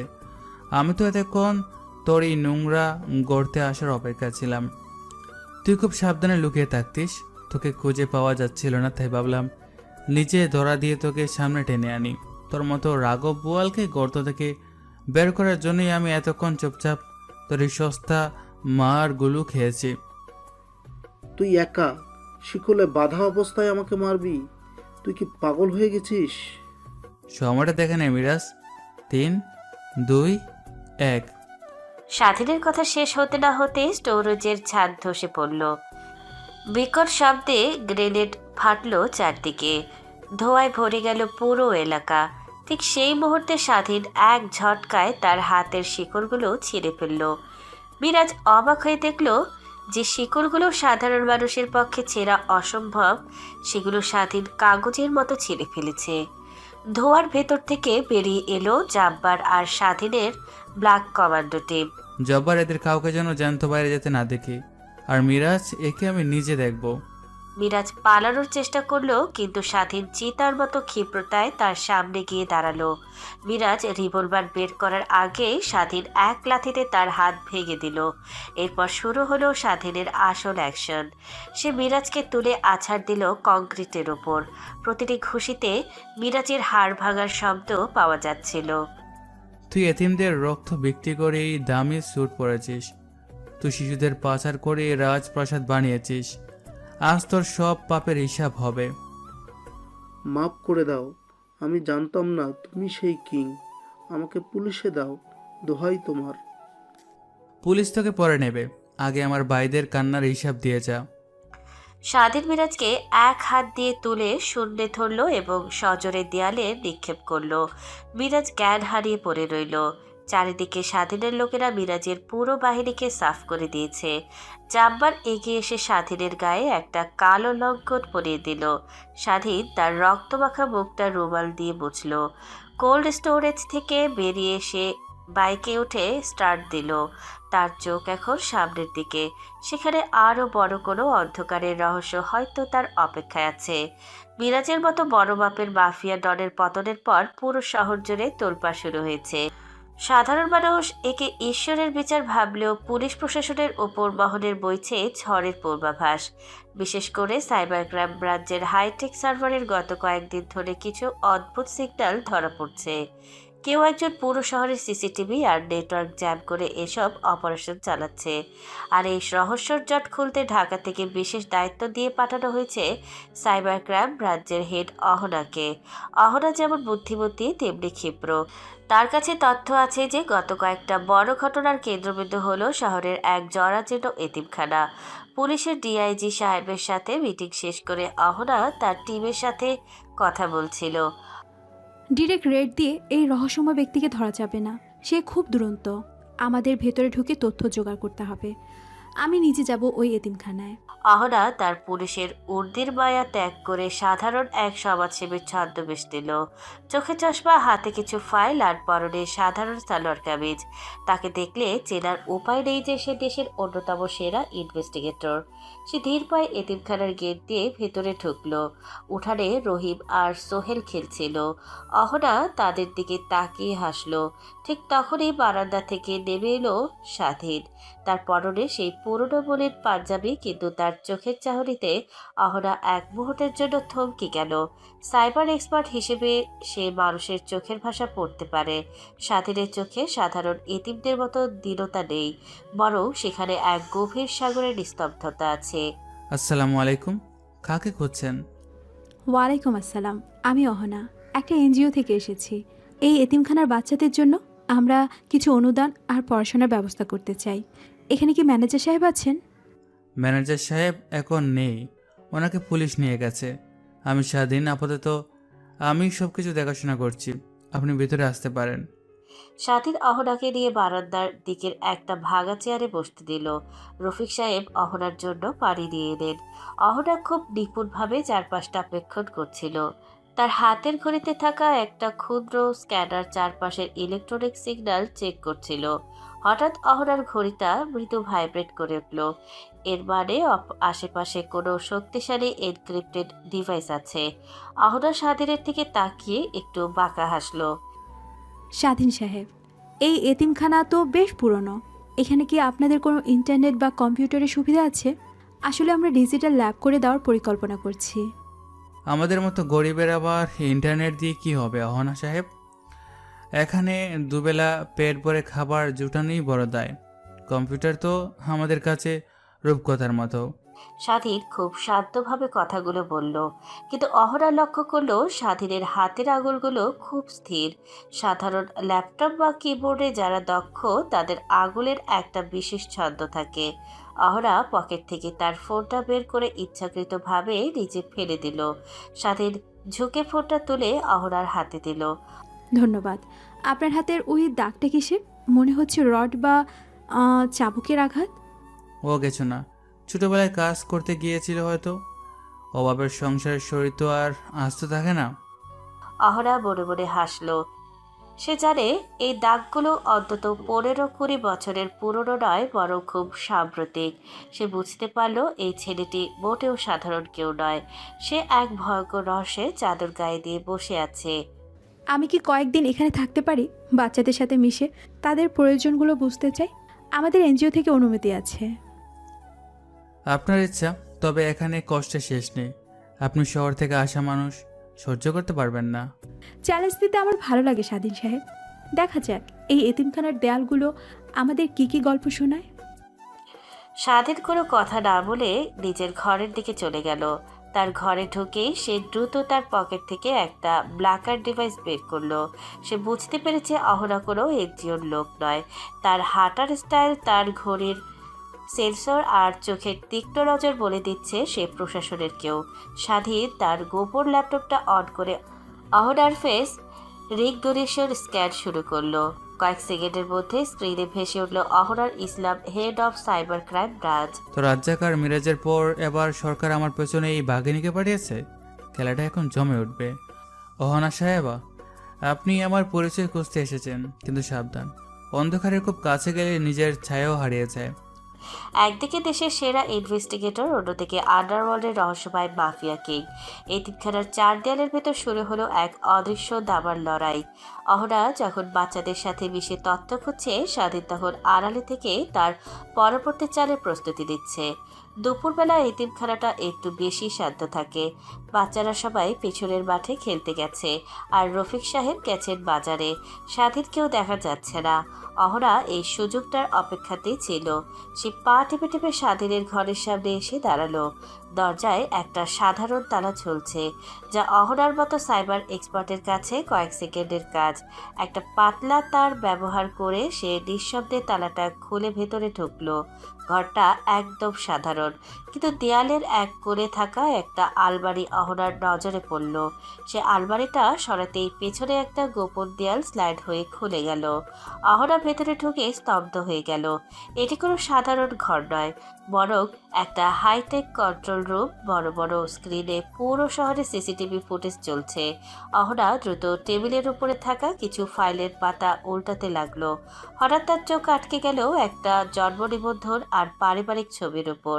সেখানে দেখা যাচ্ছে এক অভিজাত দম্পতি আর তাদের সাথে ছোটবেলার স্বাধীন। ফাইলের নিচে লেখা উত্তরাধিকার সূত্রে প্রাপ্ত কোটি কোটি টাকার সম্পত্তি। তার মানে স্বাধীন এতিম নয়, তার বাবা মা দুজনই জীবিত এবং অত্যন্ত প্রভাবশালী। তাহলে কেন সে এই জরাজীর্ণ এতিমখানায় এতিম সেজে পড়ে আছে? কেন সে নিজেকে মাফিয়া কিং হিসেবে গড়ে তুলেছে? ঠিক সেই মুহূর্তে পেছনে পায়ের শব্দ শোনা গেল। অহনা দ্রুত ঘুরে দাঁড়ালো। দরজায় দাঁড়িয়ে আছে স্বাধীন। তার চোখে সেই চেনা শান্ত ভাবটা নেই, বরং সেখানে এক গম্ভীর আভিজাত্য খেলা করছে। অহনা কিছুটা ইতস্তত হয়ে পড়ল। তার কপালে বিন্দু বিন্দু ঘাম জমতে শুরু করলো। সে কল্পনাই করেনি যে এত দ্রুত ধরা পড়ে যাবে। স্বাধীন, তুমি এখানে? এই সব কি? তুমি এতিম নও, তোমার সব আছে। তাহলে কেন এই ছদ্মবেশ? তার মানে মুন্না আর রাজ্জাকদের এই পাচার চক্রের সাথে তুমিও জড়িত ছিলে? তুমি কি সব কলকাঠি নাড়তে? অহনা সাহেব, সব দেখলে কি সব বোঝা যায়? আপনি যা দেখছেন তা কেবল কাগজের টুকরা, ভেতরে গল্পটা অনেক গভীর। কোনো গল্প শুনতে চাই না আমি। তুমি একজন অপরাধী। দেশের আইনকে বুড়ো আঙ্গুল দেখিয়ে তুমি এখানে নিজের সাম্রাজ্য চালাচ্ছ। তুমি আমাদের টার্গেট। অহনা কাল বিলম্ব না করে তার কোমরে থাকা রিভলভারটি বের করে স্বাধীনের দিকে তাক করলো। তার হাত সামান্য কাঁপছে, কিন্তু চোখে দৃঢ়তা। স্বাধীন কিন্তু পালানোর কোনো চেষ্টা করলো না। সে খুব ধীর পায়ে অহনার বন্দুকের নলের সামনে গিয়ে দাঁড়ালো। তার ঠোঁটের কোণে ফুটে উঠল সেই রহস্যময় হাসি। বন্দুকটা নামান অহনা সাহেব। এই খেলাটা নিয়ে আমাকে ভয় দেখানো যাবে না। আমি আগে থেকে জানতাম আপনি কোন সাধারণ এনজিও কর্মী নন। আপনার প্রতিটি পদক্ষেপ, আপনার এই গড়ির স্ক্যানার সবই আমার নজরে ছিল। তুমি তুমি কি বলতে চাইছো? আমি বলতে চাইছি, স্বাগত মহানা খান। সাইবার ক্রাইম ব্রাঞ্চের হেড হয়ে আপনি অনেক ভালো অভিনয় করছেন। আপনার আসল পরিচয় যখন আমার ল্যাপটপে স্ক্যান হচ্ছিল, তখন আপনি আমার আলমারি খুঁজছিলেন। আপনি আমাকে পাচারকারী ভাবছেন, অথচ আমি সিস্টেমে ঢুকে সিস্টেমের পোকাগুলো পরিষ্কার করছি। আমি পাচারের সাথে যুক্ত থাকলে আজ রহিম আর সুহেল আপনার সাথে খেলতো না। তারা কোনো অন্ধকার গ্যারেজে বন্দি থাকতো। চুপ করো, তোমার কথায় আমি বিশ্বাস করব না। তুমি একজন ক্রিমিনাল, তোমাকে আমি গ্রেপ্তার করবই। গ্রেপ্তার করার আগে একবার ভেবে দেখুন অহনা খান, কেন একজন কোটিপতির সন্তান নিজের পরিচয় মুছে এই নরকে পড়ে আছে? কেন সে নিজের জীবনের ঝুঁকি নিয়ে রাজ্জাকার মিরাজের মতো রাঘব বোয়ালদের জেলের গানে টানাতে বাধ্য করলো? আপনি যাকে অপরাধী ভাবছেন, সে হয়তো আপনার প্রশাসনের চাইতেও বেশি বড়, একাই লড়াই করছে। অহনা স্তব্ধ হয়ে বন্দুকটা ধরে দাঁড়িয়ে রইল। স্বাধীনের কণ্ঠে সেই আত্মবিশ্বাস আর গাম্ভীর্য তাকে দ্বিধায় ফেলে দিল। সে বুঝতে পারছে না সে কি তার জীবনের সবচাইতে বড় অপরাধীকে ধরেছে, নাকি কোনো এক মহান যোদ্ধাকে ভুল বুঝছে। কিন্তু স্বাধীনের ওই গোপন কক্ষের তথ্যগুলো তার মাথায় ঘুরপাক খাচ্ছে। তুমি যদি নির্দোষ হও, তবে চলো আমার সাথে, আইনের কাছে সব প্রমাণ করো। আইন? যে আইন মিরাজের পকেটে থাকে, সে আইনের কাছে আমি যাব না। আমি নিজেই নিজের আইন। আপনার কাছে দুটো পথ আছে অহনা, হয় আমাকে গুলি করুন, নাহলে আমার পাশে দাঁড়িয়ে এই শহরের অন্ধকারটা দিয়ে ফেলুন। সিদ্ধান্ত আপনার। স্বাধীন অহনার চোখের দিকে স্থির তাকিয়ে রইল। ঘরের ভেতরের পরিবেশটা এখন বিস্ফোরক। অহনাকে ট্রিগার টিপবে নাকি স্বাধীনের হাত ধরবে? আন্ডারওয়ার্ল্ডের দাবার বোর্ডে এখন সবচাইতে বড় চালটি দেওয়ার সময় এসেছে। স্বাধীনের গোপন কক্ষে বাতাসের গোপন ভাবটা যেন কাটছেই না। অহনার হাতে রিভলভারটি এখনও স্বাধীনের বুকের দিকে তাক করা। দুজনের চোখে চোখ, মাঝখানে এক বিশাল সন্দেহের দেয়াল। স্বাধীন খুব শান্তভাবে অহনার দিকে তাকিয়ে আছে, যেন সে ট্রিগার টেপার অপেক্ষায়। তোমার কোনো কথা আমি বিশ্বাস করি না স্বাধীন। কোটিপতির ছেলে হয়ে এতিমখানায় পড়ে থাকা কোনো সেবার কাজ হতে পারে না। তুমি নিশ্চয়ই বড় কোনো চাল চালছো। তোমার এই হার্টটেক রুম প্রমাণ করে তুমি দেশের সাইবার সিকিউরিটির জন্য হুমকি। অহনা সাহেবা, আপনি চশমা দিয়ে জগৎ দেখেন, তাই আপনার দৃষ্টি ঝাপসা। আমি যদি দেশের হুমকি হতাম, তবে এতক্ষণে আপনার সাইবার ক্রাইম ব্রাঞ্চের হেডকোয়ার্টার ডার্ক ওয়েবে নিলাম হয়ে যেত।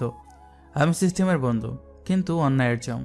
ঠিক সেই মুহূর্তে অহনার পকেটে থাকা বিশেষ এনক্রিপ্টেড ফোনটি উচ্চ শব্দে বিপ করে উঠল।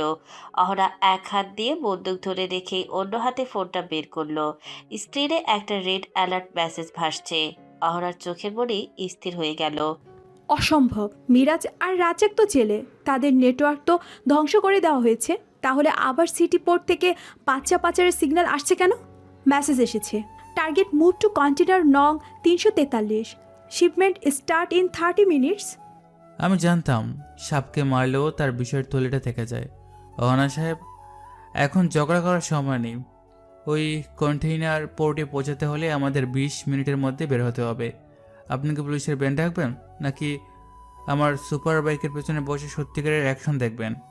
অহনা কয়েক সেকেন্ড স্বাধীনের চোখের দিকে তাকালো। সে বুঝতে পারলো একা গিয়ে এই পাচার রোধ করা তার পক্ষে সম্ভব নয়। সে বন্দুকটা নামিয়ে পকেটে রাখলো। চলো, কিন্তু মনে রেখো, এটা কোনো ক্ষমা নয়। এটা শুধু ওই নিষ্পাপ বাচ্চাদের বাঁচানোর জন্য একটা সমঝোতা।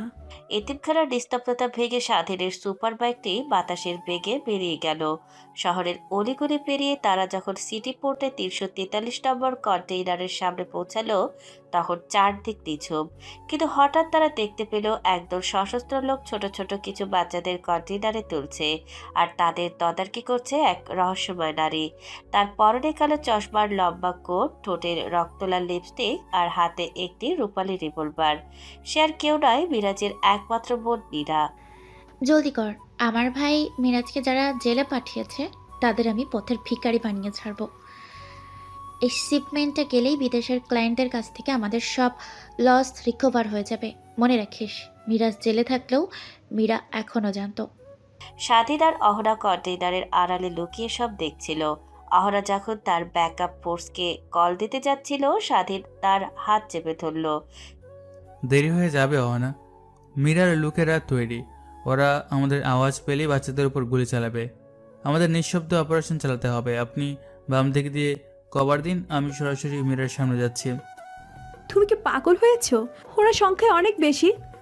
মনে রাখবেন অহনা খান, আপনি একজন অফিসারের সাথে নয়, আন্ডারওয়ার্ল্ডের কিংসের সাথে কাজ করছেন। Just watch me.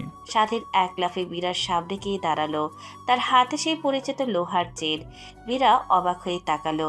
সে কল্পনাও করতে পারেনি এই মাঝরাতে কেউ তাদের আস্তানায় হানা দেবে। কে তুই? আমাদের কাছে বাধা দেওয়ার সাহস কার হলো?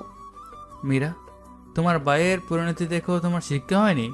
এতিমদের রক্ত দিয়ে ব্যবসা করা তোমাদের বংশগত রোগ মনে হয়।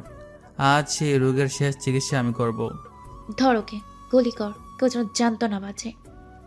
সাথে সাথে শুরু হলো ভয়ঙ্কর গোলাগুলি, কিন্তু অহনা খুব নিপুণভাবে আড়াল থেকে একের পর এক লক্ষ্যভেদ করতে লাগলো। স্বাধীন চিতার মতো ক্ষিপ্রতায় মীরার বডিগার্ডদের ওপর ঝাঁপিয়ে পড়ল। তার চেইনের প্রতিটি আঘাতে মীরার লোকেরা মাটিতে লুটিয়ে পড়ছিল। মীরা পালানোর চেষ্টা করতেই অহনা তার সামনে গিয়ে দাঁড়ালো। হ্যান্ডস আপ মীরা, আমি সাইবার ক্রাইম ব্রাঞ্চের হেড অহনা। তোমার রাজত্বের অবসান আজ এখানেই। মীরা তার রিভলভার তাক করলো অহনার দিকে, কিন্তু মুহূর্তের মধ্যে স্বাধীনের চেনটা মীরার হাত পেঁচিয়ে ধরল। চাবুকের মতো টানে রিভলভারটি ছিটকে সাগরে পড়ে গেল। স্বাধীন ধীর পায়ে মীরার সামনে গিয়ে দাঁড়ালো। মিরাজের বোন হিসেবে ভেবেছিলে বেঁচে যাবে? বাচ্চাদের জীবন নিয়ে খেলার মাসুল আজ দিতেই হবে। স্বাধীন, পুলিশ আসছে, তুমি এক্ষুনি এখান থেকে চলে যাও। মীরাকে আমি হ্যান্ডেল করছি। ধন্যবাদ অহনা, তুমি মনে রাখবেন সত্যিটা ফাইলের চেয়েও অনেক বড়। আজ আপনি নিজ চোখে দেখলেন আমি অপরাধীদের সাথী নই, তাদের ধ্বংস কারণ। পুলিশ পৌঁছানোর আগে স্বাধীন অন্ধকারের সাথে মিশে গেল। অহনা কন্টেনার থেকে বাচ্চাদের উদ্ধার করলো। মীরাকে হাতকড়া পরিয়ে যখন গাড়িতে তোলা হচ্ছিল, তখন অহনা পোর্টের অন্ধকারে স্বাধীনের বাইকে চলে যাওয়ার শব্দ শুনল। তার মনে এখন স্বাধীনের প্রতি হাজারো প্রশ্ন। এই রহস্যময় ছেলেটি কি শুধুই এক জেদি যোদ্ধা, নাকি আরো বড় কোনো লক্ষ্যের পথ সে হাঁটছে? অহনা মনে মনে বলল, স্বাধীন, তুমি যেই হও, আজ থেকে আমাদের পথ এক হয়ে গেল। মীরার গ্রেপ্তারি আর বাচ্চাদের উদ্ধারের পর এতিমখানায় আজ অন্যরকম এক সকাল। অহনা এখনো এতিমখানায় রয়ে গেছে। তার চোখে মুখে হাজারো প্রশ্ন। সে বারবার স্বাধীনের সেই গোপন ফাইলের ছবিগুলোর কথা ভাবছে। রফিক সাহেব আর রহিমরা ডাইনিং হলে সকালে নাস্তা করছিল। এমন সময় এতিমখানার প্রধান ফটকের সামনে এসে থামলো 3টি রাজকীয় কালো লিমুজিন গাড়ি। গাড়ির সামনে দামি পতাকাবাহী স্ট্যান্ড এবং বডিতে রাজকীয় সিলমোহর দেখে এতিমখানার সবার হাত থেকে রুটি পড়ে গেল। গাড়ি থেকে নামলেন একদল সশস্ত্র বডিগার্ড। তারা দুই সারিতে দাঁড়িয়ে মাথা নিচু করে সম্মান প্রদর্শন করলো। এরপর মাঝখানের গাড়ি থেকে নেমে এলেন স্বাধীনের বাবা এবং স্বাধীনের মা। স্বাধীনের বাবার চোখে মুখে আভিজাত্যর তেজ, পরনে দামি কোট, যার গাম্ভীর্য পুরো এলাকাকে স্তব্ধ করে দিচ্ছে। আর স্বাধীনের মায়ের চোখে জল, তিনি অস্থির হয়ে গাড়ি থেকে নামলেন। ও মামা, এনারা কারা? এত বড় বড় মানুষ আমাদের এই ভাঙা এতিমখানায় কেন? স্বাধীন তখন বারান্দায় দাঁড়িয়ে শান্তভাবে চা খাচ্ছিল। সে সিঁড়ি দিয়ে নেমে এলো। তার পরনে এখনো সেই সাধারণ তালিবারা পাঞ্জাবি, কিন্তু নিজের বাবাকে সামনে দেখে স্বাধীনের চোয়াল শক্ত হয়ে গেল। স্বাধীনের মা দৌড়ে এসে স্বাধীনকে জড়িয়ে ধরলেন। বাবা, আমার আদরের স্বাধীন, কতদিন তোকে দেখিনি। এই ধুলোবালির মধ্যে তুই নিজেকে এভাবে লুকিয়ে রেখেছিস কেন? আমাদের ছেড়ে আসলি বাবা? যথেষ্ট হয়েছে সারি আর স্বাধীন। মিরাজ, রাজ্জাক আর মীরা, তোর হাতে সবাই এখন শিখরে। তোর মিশন সফল। এখন নিজের রাজপ্রাসাদে ফিরে চল। এই শহরের মানুষ জানুক, যে ছেলেকে এতিম ভেবে অবজ্ঞা করেছে সে হচ্ছে এই শহরের সবচেয়ে বড় বিজনেস আইকন আর আন্ডারওয়ার্ল্ডের আসল হর্তাকর্তা। সারি আর স্বাধীন। পুরো এতিমখানায় যেন বজ্রপাত হলো। রফিক সাহেব স্থবির হয়ে দাঁড়িয়ে রইলেন। মুন্নার হাতে মার খাওয়া সেই সাধারণ ছেলেটা আসলে আন্ডারওয়ার্ল্ডের গ্যাংস্টার শাহরিয়ার স্বাধীন। সবার মধ্যে এক তীব্র আতঙ্ক ছড়িয়ে পড়ল। যারা এতদিন স্বাধীনকে তুচ্ছতাচ্ছিল্য করেছে তারা ভয়ে কাঁপতে শুরু করলো। তারা বুঝতে পারলো তারা সাধারণ কোনো ছেলের সাথে নয়, বরং এক জীবন্ত আগ্নেয়গিরির সাথে বাস করছিল। মামা, আপনি শাহরিয়ার স্বাধীন? আপনি কোনো এতিম না? আমাদের সাথে এতদিন নাটক করেছেন, আন্ডারওয়ার্ল্ডের লোক হয়ে আপনি এখানে কেন? রফিক ভাই, পরিচয়টা নাটক ছিল না। আমি এই পুরো অপরাধ চক্রকে ভিতর থেকে ধ্বংস করতে চেয়েছিলাম। এই এতিমখানাকে যারা ড্রাগস আর পাচারের আখড়া বানিয়েছিল তাদের সমূলে উপড়ে ফেলার জন্য আমাকে এতিম সাজতে হয়েছে। আমি যদি নিজের ক্ষমতা নিয়ে আসতাম তবে শয়তানরা আগে সতর্ক হয়ে যেত। মিস্টার শাহরিয়ার স্বাধীন, আপনার বাবা মা এখানে আসে আমার সব প্রশ্নের উত্তর মিলে গেল, কিন্তু আপনি কেন নিজের জীবনে ঝুঁকি নিলেন? না, আমি চেয়েছিলাম এতিমদের চোখের পাড়ি মোছার জন্য কারো ওপর নির্ভর না করে নিজে লড়াই করতে। আজ রাজ্জাক মিরাজ শেষ, এই এতিমখানা এখন থেকে আমার ব্যক্তিগত তত্ত্বাবধানে থাকবে। এতিমখানার ছোট ছোট বাচ্চারা স্বাধীনকে ঘিরে ধরল।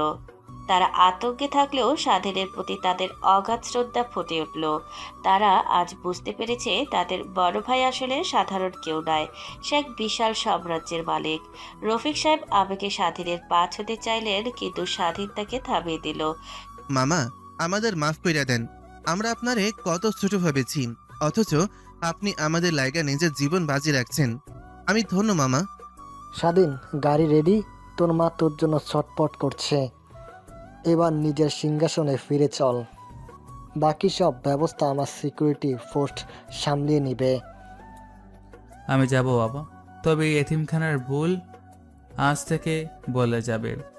রহিম, সোহেল, তোরা কেউ আর এতিম নস, তোরা আজ থেকে শাহরিয়ার স্বাধীনের ভাই। স্বাধীন তার মায়ের হাত ধরে গাড়িতে গিয়ে বসলো। যাওয়ার সময় সে একবার পেছনে ফিরে এতিমখানার দিকে তাকালো। যে বলির পাঞ্জাবিটা সে পরেছিল সেটা এখন তার আভিজাত্যর কাছে তুচ্ছ। গাড়িগুলো যখন ধুলো উড়িয়ে স্টার্ট দিল তখন পুরো এতিমখানার ছেলেরা কৃতজ্ঞতায় আর আতঙ্কে পাথর হয়ে দাঁড়িয়ে রইল। তারা আজ দেখল অন্ধকার জগতের রাজা কিভাবে তাদের জন্য দেবদূত হয়ে এসেছিল। অহনা পোর্টে গিয়ে দাঁড়ালো। তার কানে এখনো স্বাধীনের সেই রাজকীয় কণ্ঠস্বর বাজছে। শাহরিয়ার স্বাধীন নামটা এখন পুরো শহরের প্রতিটি অপরাধীর মনে কাপড় ধরিয়ে দেবে। শহরের সবচাইতে উঁচু পাহাড়ের ওপর অবস্থিত স্বাধীনের রাজকীয় ম্যানশন, চারিদিকে কয়েক স্তরের নিরাপত্তা বলয়, অত্যাধুনিক অস্ত্র হাতে ব্ল্যাক কমান্ডোরা পাহারায় নিযুক্ত। আজ এই প্রাসাদে এক বিশাল উৎসবের আয়োজন। বড় বড় মন্ত্রী, আমলা আর প্রভাবশালী ব্যবসায়ীরা ভিড় করেছেন, কিন্তু সবার চোখ মুখে এক অদ্ভুত আতঙ্ক, কারণ তারা জানেন তারা আজ নিমন্ত্রিত হয়েছেন আন্ডারওয়ার্ল্ডের একচ্ছত্র অধিপতি স্বাধীনের প্রাসাদে। প্রাসাদের মূল হলরুমের বিশাল দরজাটা শব্দ করে খুলে গেল। ভেতরে ঢুকলো স্বাধীন, পরনে নিখুঁত কালো ট্যাক্সিডো, চুলে জেল দেওয়া আর চোখে সেই চিরচেনা শীতল দৃষ্টি। তার হাঁটার ছন্দে এক রাজকীয় অহংকার, প্রতিটি পদক্ষেপে যেন পুরো শহর কেঁপে উঠছে। সে মঞ্চে দাঁড়িয়ে মাইক হাতে নিল। আপনারা আজ এখানে এসেছেন আমার জয় দেখতে। মিরাজ, রাজ্জাক আর মীরারা ভেবেছিল তারা এই শহর চালাবে, কিন্তু তারা ভুলে গিয়েছিল এই শহরের মাটির নিচে কার রাজত্ব চলে। আমি যখন এতিমখানায় তালি মারা পাঞ্জাবি পরে থাকতাম তখন তারা আমাকে অবজ্ঞা করত। আজ তারা অন্ধকার জেলে পড়ছে। মনে রাখবেন, শাহরিয়ার স্বাধীন দান করতে জানে, কিন্তু কেউ তার এলাকায় ঢুকে দাদাগিরি করলে তাকে কবর দিতেও সে দ্বিধা করে না। হলের ভিতর পিনপত নীরবতা। স্বাধীনের এই ভয়ঙ্কর ভঙ্গি দেখে বাঘা বাঘা ব্যবসায়ীরাও ভাবছেন। ঠিক সেই সময় হলরুমের অন্য প্রান্ত দিয়ে হেঁটে এলেন এক অপূর্ব সুন্দরী নারী, পরনে গাঢ় নীল রঙের শাড়ি, চোখে সেই একই তেজ অহনা খান। সাইবার ক্রাইম ব্রাঞ্চের হেড আজ আর পুলিশ অফিসার নয়, আজ সে স্বাধীনের পাশে দাঁড়াতে এসেছে। মিস্টার শাহরিয়া স্বাধীন, আপনার এই দম্ভ কি সবসময় থাকবে, নাকি মাঝে মাঝে সাধারণ মানুষের মতো হাসবেনও? না, বাঘ যখন শিকার শেষ করে তখন সে একটু হাসতে পারে, তবে এই হাসিটা শুধু আপনার জন্য বরাদ্দ। বাকি দুনিয়ার জন্য শাহরিয়ার স্বাধীনের এই তেজটাই যথেষ্ট। স্বাধীন অহনার হাত ধরল। এই দৃশ্য দেখে পুরো হলরুমে গুঞ্জন শুরু হলো। অপরাধ জগতের রাজা আর আইনের রক্ষক আজ হাত মিলিয়েছে। আমি জানি তোমার পরিচয় অনেক ভয়ঙ্কর। আমি জানি তোমার একটা ইশারায় এই শহরের নেটওয়ার্ক স্তব্ধ হয়ে যেতে পারে, কিন্তু আমি এটাও জানি এই কঠিন হৃদয়ের আড়ালে একটা মন আছে যে এতিমদের জন্য নিজের জীবন বাঁচিয়ে রাখতে পারে। তাই তো আমি শাহরিয়ার স্বাধীনের এই অন্ধকার জগৎটাকে আপন করে নিলাম। আমার পাশে থাকতে হলে কলেজে লাগে অহনা, কারণ আমার শত্রুরা সবসময় ওত পেতে থাকে। তবে কথা দিচ্ছি, শাহরিয়ার স্বাধীনের ছায়া যে থাকবে, স্বয়ং যমদূত তার কাছে আসার আগে 10 বার ভাববে। স্বাধীন অহনার কপালে আলতো করে চুমু খেলো। ঠিক সেই সময় হলের বড় স্ক্রিনে দেখা গেল সেই এতিমখানার দৃশ্য। রফিক সাহেব, রহিম আর সোহেলরা এখন এক আধুনিক এবং নিরাপদ ভবনে পড়াশোনা করছে। তারা সবাই হাত দাঁড়িয়ে স্বাধীন আর অহনাকে শুভেচ্ছা জানাচ্ছে। শাহরিয়ার স্বাধীন মামা, আপনারা সুখী হন। আপনার পরিচয় যাই হোক, আমাদের কাছে আপনি সবসময় আমাদের সেই বড় ভাই স্বাধীন হয়েই থাকবেন। স্বাধীন মুচকি হাসলো। তার সেই সাধারণ এতিমের জীবন আজ পেছনে পড়ে আছে, কিন্তু সে তার অতীতকে ভোলেনি। সে এখন এই শহরের হিরো আর ভিলেনের এক অদ্ভুত মিশ্রণ। একদিকে সে দয়ালু দাতা, অন্যদিকে অবাধ্য গ্যাংস্টার।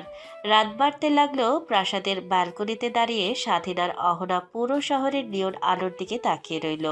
স্বাধীন তার পকেটে থাকা লাইটার দিয়ে একটা দামি সিগার জ্বালালো। ধোঁয়া ছেড়ে আকাশের দিকে তাকিয়ে সে মনে মনে ভাবল, গল্পটা এখানেই শেষ নয়, এটা তো কেবল তার সাম্রাজ্যের সূচনা। অহনা স্বাধীনের কাঁধে মাথা রাখলো।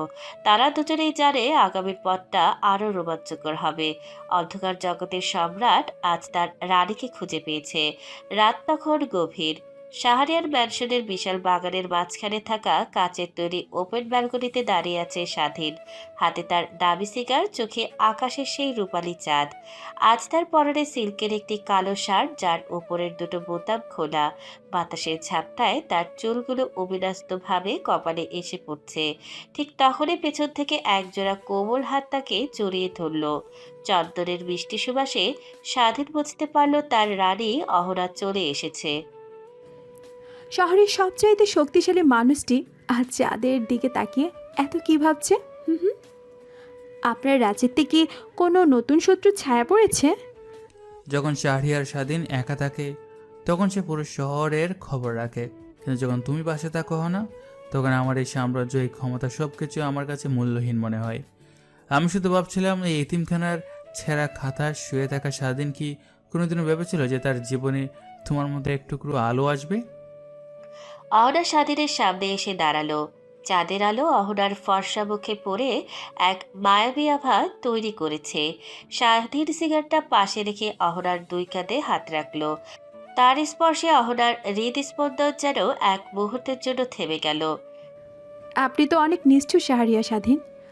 পুরো শহর আপনার নামে কাঁপে, কিন্তু আমার কাছে কেন জানি মনে হয় এই পাথরের মতো কঠিন মানুষটার ভেতরে একটা ছোট্ট বাচ্চা লুকিয়ে আছে, যে শুধু একটু ভালোবাসা আর আশ্রয় চায়। শাহরিয়া স্বাধীন কারো কাছে মাথা নত করে না হয় না, কিন্তু তোমার এই চোখের গভীরতায় আমি বারবার হেরে যাই। তুমি যখন আমার পাশে দেখো তখন মনে হয় আমার এই অন্ধকার জগৎটা নীল জ্যোৎস্নায় ভরে গেছে। স্বাধীন আলতো করে অহনার গাল ছুঁয়ে দিল। তার হাতের সেই শক্ত আঙুলগুলো এখন অহনার ত্বকে এক অদ্ভুত শিহরণ জাগাচ্ছে। সে অহনাকে আরও কাছে টেনে নিল। তাদের মাঝখানের দূরত্ব এখন কেবল এক ফালি বাতাসের। আমাকে একটা কথা দিন শাহরিয়া স্বাধীন, এই ক্ষমতার নেশা যেন আমাদের মাঝখানে কোনো দিন দেয়াল হয়ে না দাঁড়ায়। আমি আপনাকে চেয়েছি, আপনার এই গ্যাংস্টার ইমেজ বা সম্পদকে নয়। আমার জান দিয়ে আমি তোমায় আগলে রাখবো না। এই দুনিয়ার কোনো বুলেট বা কোনো ষড়যন্ত্র তোমার কুশাগ্র স্পর্শ করতে পারবে না। শাহরিয়ার স্বাধীন যে হাত একবার ধরে, সে হাত সে কবরের ওপার পর্যন্ত নিয়ে যায়। আজ এই চাঁদের নিচে আমি কথা দিচ্ছি, তুমি আমার একমাত্র দুর্বলতা এবং তুমি আমার সবচেয়ে বড় শক্তি। সাথের নিচে হয়ে অহনার কপালে এক দীর্ঘ চুমু আঁকলো। বাগানের ফোয়ারা থেকে জল পড়ার শব্দ আর ছিচি পোকার ডাক যেন তাদের এই মুহূর্তটাকে এক মোহনায় সুর দান করলো। স্বাধীন অহনাকে পাজাগোলা করে তুলে নিল। অহনা লজ্জা পেয়ে তার মুখটা স্বাধীনের প্রশস্ত বুকে লুকিয়ে ফেলল। লোকে শুনলে কি বলবে?